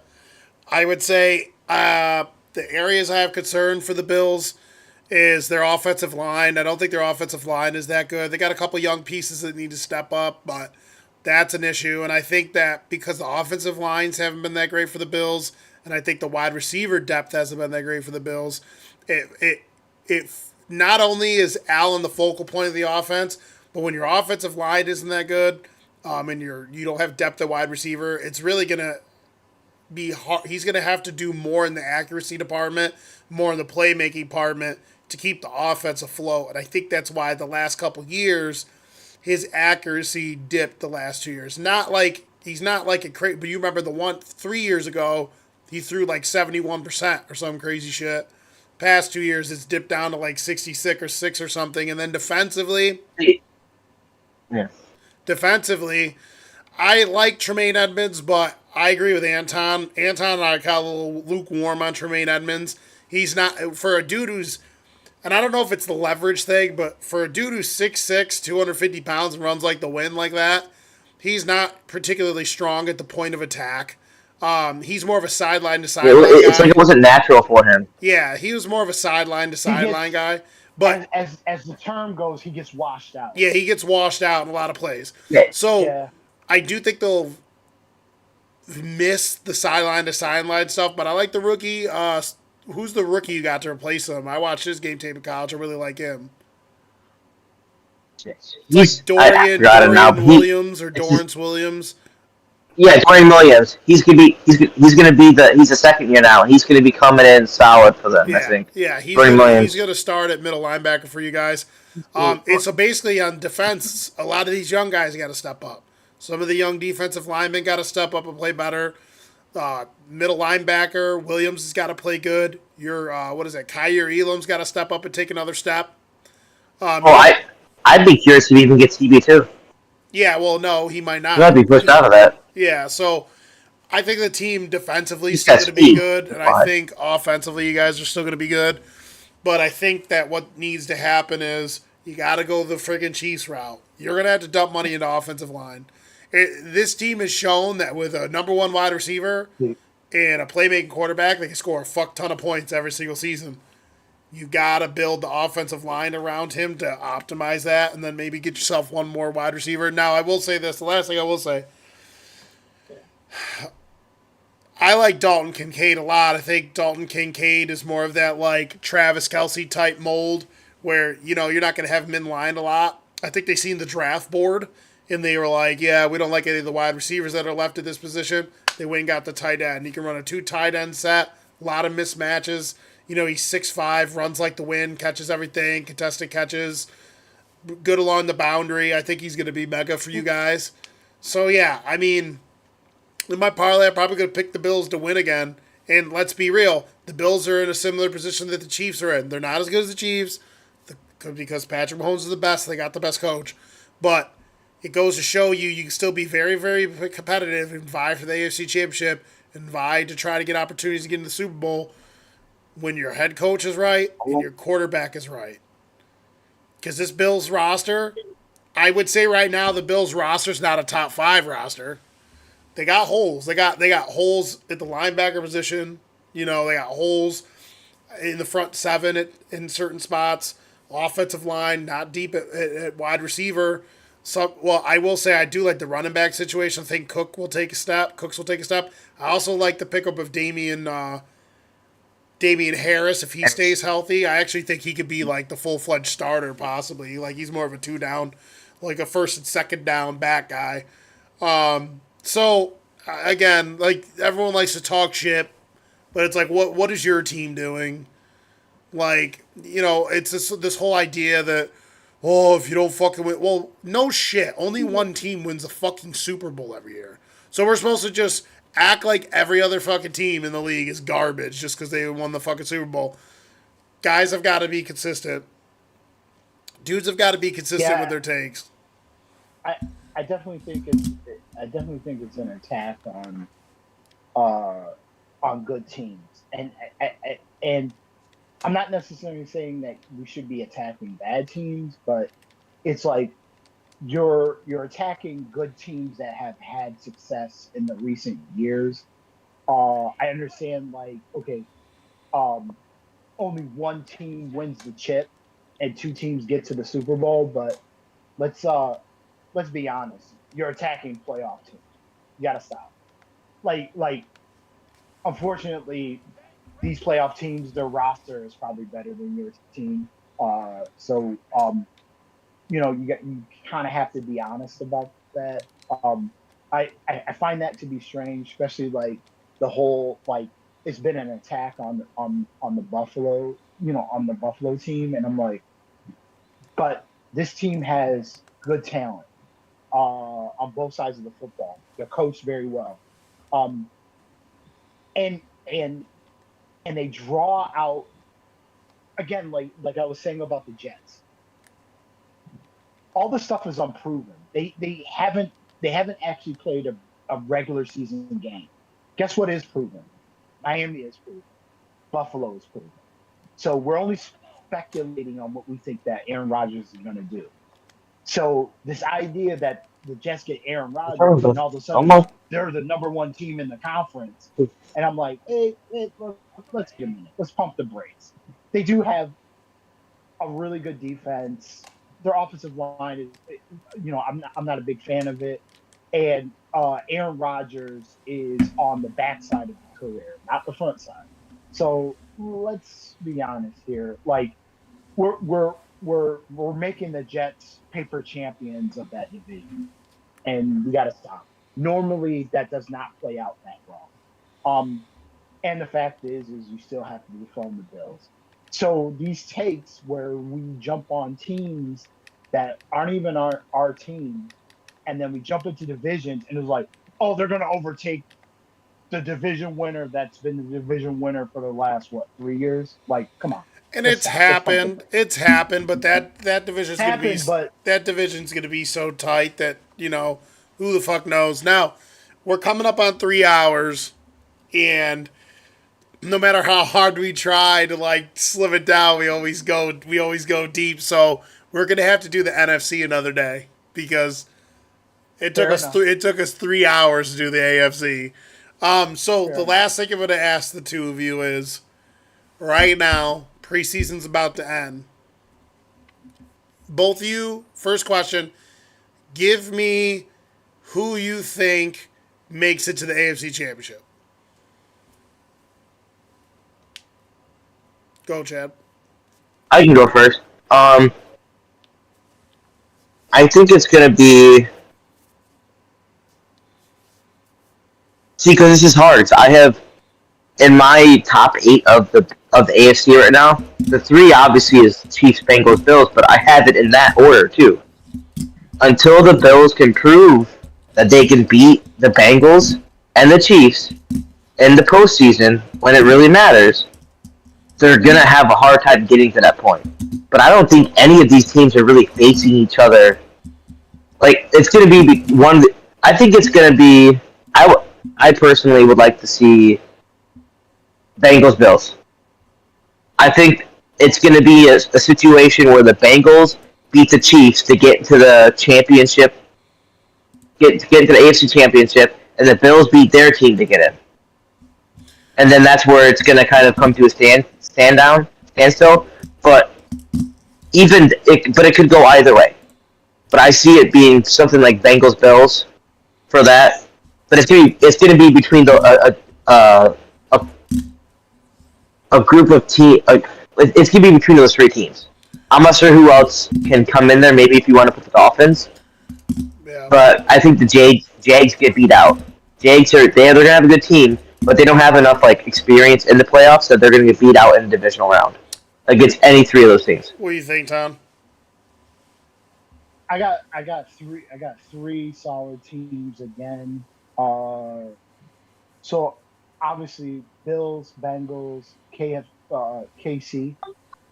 My dark horse, I think. That's what I was going to ask you guys next. My dark horse, to me, is going to be the Chargers.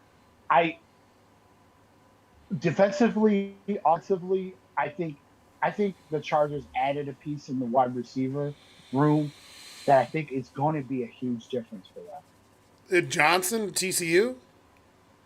Yes, I really do. I Interesting. think I I think with Herbert, it makes a difference. But to me, the what works for them is their defense has never really come together with the talent that they have. And I just think, to me, if you could starve up injury, they're always a team that starts off slow and then builds it up and like, but they have a really good quarterback, and I just think they're my dark horse there. Chad? I still like the Bills. I still like the Bengals, and obviously, I'm not. You know, Mahomes is just does what he does, but my dark horse is a Charger. I got to go with the talent there. I just think it's you can't look past their talent on both sides of the ball. That's just me. Chad, do you got a dark horse team? Dark horse. I'll say a dark horse being the Jets, only because if everything goes right, 100% goes right with them, they have the opportunity, they have the potential, but it's just they have to start out strong and they have to finish strong. They literally have to almost have a perfect season for them Yeah. to get to that point. I would say my dark horse teams are the Ravens or the Steelers, and probably the Jets. I agree. Like, I think the Ravens and the Steelers have a better opportunity to get into the playoffs and make a serious run. I do think that if, let's say, everyone stayed healthy on the Jets and played to the best of their ability, that would be a very scary football team if they could do that. But I agree with Tom. There's just the offensive line. I don't think it holds up enough for them to run the ball and pass the ball enough for them to beat like the elite tier teams consistently. But I also like the Ravens. If the Ravens could stay super healthy, they could go on a run. And then the Steelers. I think the Steelers have made a good football team again. If Kenny Pickett can take a leap, that team's going to be pretty tough. Yeah, I mean, that's it. That's the AFC. That's what we got. We were originally going to try to do the whole thing, but we could never seem to do it quick enough. We always give the in-depth, deep analysis. So hopefully before the season starts, we can get together and do the NFC. I don't know what you guys got going on next week, but I'm off until Thursday unless I get called in. Tomorrow I'm going to be busy. Tomorrow I might go to the fair, even though I don't want to. And then we got our draft tomorrow, and we'll be live on here for that too. So if you're bored tomorrow night, Tom, we're gonna be in here drafting. If you want to chop it up with us, Okay. so for our fantasy league, guys, got anything else you want to say at all about the season before I shut this sucker down? It's gonna It's gonna be a fun one. good, and we can't. AFC versus the NFC, the AFC East versus the NFC East. Coming in. All that shit talking in their chat. That's just for our chat. Yeah, All that shit talking in their chat's gonna come to an end. Dude, we gotta do like an episode after like 4 weeks. Like do an episode, quarterly episode every 4 weeks. Try to get Adam and Keegan and everyone in here so they can all just start losing their minds. Just like because Adam's like their schedule's so tough, and Adam's like we're going out 6-2 out the gate or 6-1 out the gate. I'm like, bro, you got the only team he plays is bad in that first 7-game stretch is the Cardinals. Go look at that Giants schedule. They got fucking bangers. They got Oh, they got bangers the out the Bills. gate. They're gonna lose. Dude, they I got. will. Hold on, I can tell you right now. They got bangers out the gate, cuz. I will say this. Um, I don't hear those that money and them bets flying Oh around this yeah, year yeah. like last year. Still owes Let's me. go. Still Let's owes me. So at bet.com. so the Cowboys. So they got Cowboys week 1. Then they got Cardinals. Like if they can't beat the Cardinals, then they should just fucking burn the stadium down. 49ers, Seahawks, Dolphins, Bills, Commanders, Jets. Dude, Yikes. that's fucking rough. Then they play the Raiders, right? Then it's Cowboys, Commanders, Patriots, Packers, Saints, Giants, Rams, Eagles. The back half, they got some games where they can make it up. But dude, it's gonna be rough out the gate. Their momentum's gonna be shot out the gate, dude. It's gonna be bad. Yo, they have to come every week. Yeah, they gotta bring it absolutely every week. Play flawless football out the gate. I don't know. We'll see. It's just excited to see. It's just always funny that like everyone likes to talk massive shit in the group chat, and then most of the shit that they say doesn't even fucking happen. So it's But just remember, we always have to remember that there's teams that we're sleeping on that are going to make the playoffs. So that's the most exciting thing. There are going to be some teams that are going to turn it around. Remember, only what is it, like 35 or 40% of the teams that make the playoffs the previous year make it the next year. So there are going to be teams that are just going to fall, maybe because of injury, maybe like um, overrated, or we give them high expectations and they don't perform. So there's always a myriad of things and teams that don't make it. So it's always going to be interesting, and it's always interesting how like we pick teams and then you guys do your like kind of fantasy draft and then like how that stuff works out. And so this is an interesting season. yeah. But the main thing I'll point out is I just don't hear all these At the same time, though, Dude, hey, since you guys are all here, I sat Adam the link to come in here and chop it up with us and chat with us. He didn't hop in. Didn't want to come in, dude. I'd say listen, maybe he'll show up for the NFC. Maybe that's where he wants to show up. So, Yeah, it'd be like, let's say, guys, we should definitely do a Saturday night like podcast during the year. Talk about like me and Evan can talk about our bets, and we can all just talk about like some big games coming up, like some like big like controversial games coming up, and like what we think's gonna happen and whatnot for like the Sunday, Monday night games and things like that. yeah. I mean, Or we can Sunday. try- I think every 4 weeks tends to. Yeah, that's what I want to do. I'm gonna do my power yeah, rankings every 4 weeks and a podcast every 4 weeks. Yeah, I think that puts all the games in perspective. Because like teams can go 3-1, 4-0, and teams can go 1-3, but then also you can come back to the next 4 weeks and then teams turn it around and back at 500. You know what I mean? So like every 4 weeks will deliver you different aspects of the team. And Where teams are at after so much data. Yeah. And then I plan on doing like each week. I'm gonna try to do this.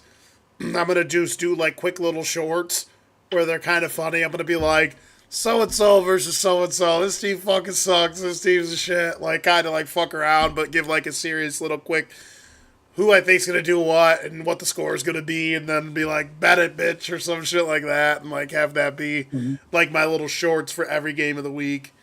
That's what I'm gonna try to make it. I'm surprised. I'm surprised Adam hasn't come with a bet for the Bills Giants game yet. Well, dude, he lost almost all his bets last year. Like, what are you talking about? You'll have to wait. He'll come for it. Yeah, if he Because wins he's the been- Dallas Oh, He's game, been going hard. if he wins week 1, If the Giants win week 1, he'll be backing up the Brinks truck trying to bet everyone.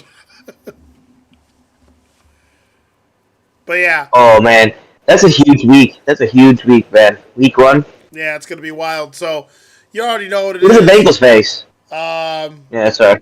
the Browns. But we're It's a over. big game. Yeah, it's going to be good. We're over 3 hours now. It's getting kind of late. So, Keep It G Real podcast. You already know what it is. You can find my boy Chad at Bill's Bets and Beers, just dropping fucking Bill's knowledge, betting knowledge, brew knowledge. Look, yeah, see, he's got the prop right there, dude. Just fucking drinking. You can find Ton at the fucking magicdanglerstick.com drinking fucking. What's that? What are you drinking? Beer hug? And beer life. Yeah, that's Bear hug. It's a beer hug. It's a bear Oh, hug. God, beer hug. Hugs you. Yeah. Well, you guys are fucking just getting crunk out here. Yeah. So tomorrow night we have our fantasy football draft for my league. It's 12 people deep, or there's gonna be a bunch of people in here drafting. PPR league. Chad, are you excited for tomorrow? Yeah, I'm. I didn't do as much prepping for it as I wanted to, but honestly, I'm just going off of trying not to spend too much early. I'm not dropping too much within the first 5 or 6 rounds, trying to get what I can for a reasonable price. But I think it's really going to come down like throughout. Some teams came out really heavy last year, but I still made it down to the top 3. Top 3 or 4. I like if I would have had a different team acing within the top 4, I could have made it to the finals. Word. And I had to piece my team together towards the end off of waivers. Gotcha. I'm sure you noticed. I was trying to make my way up, and I did in a sense, but Well, one of these years we gotta get Tom to play with us. Tell him stop being such a chotch. I guarantee Tom could destroy most of the people. He knows everything about the players. He knows what to eat. Adam tried to drag me in, so it was. I gotta go, boys. All right, later, brother. And yeah, later. And Adam started critiquing to kind of get me to join into one of his leagues. He was like, "Look at this guy with this baseball hat, and then he's got this Nike shirt on, and this gear." And I was like, "Are you trying to bait me in?" And I was like, like he acts like he don't know nothing about sports. I was like, I ain't falling for that bait. So, I just like watching the games for what they are. I feel you. I don't want that like extra investment in it. It just not that I don't think it's interesting when it comes to stats and everything. I just want to like my team, and I don't want to like anybody else, because I don't want to draft a player from Detroit and have to like that player. I just don't want to. Yeah, Detroit is rough. Yeah. It's. I don't want to grab people from my division and then be like, they're playing against my team, and it's like, I need this dude to get 100 yards. Well, I just can't do it. Well, if you want to kick it with us tomorrow night, it's gonna be drama because we're gonna be yelling and screaming at each other and shit. So let me know. I'll send you the link for the Discord. I'm probably gonna jet up out of here and stuff because we're over 3 hours. We're at 3 hours and 10 minutes. So yeah, I'm gonna dip out. Keep It a G Real podcast. You already know we're gonna be live tomorrow with a fantasy draft. There'll be more content coming your guys' way. Ton says peace. I say peace. All right. Later.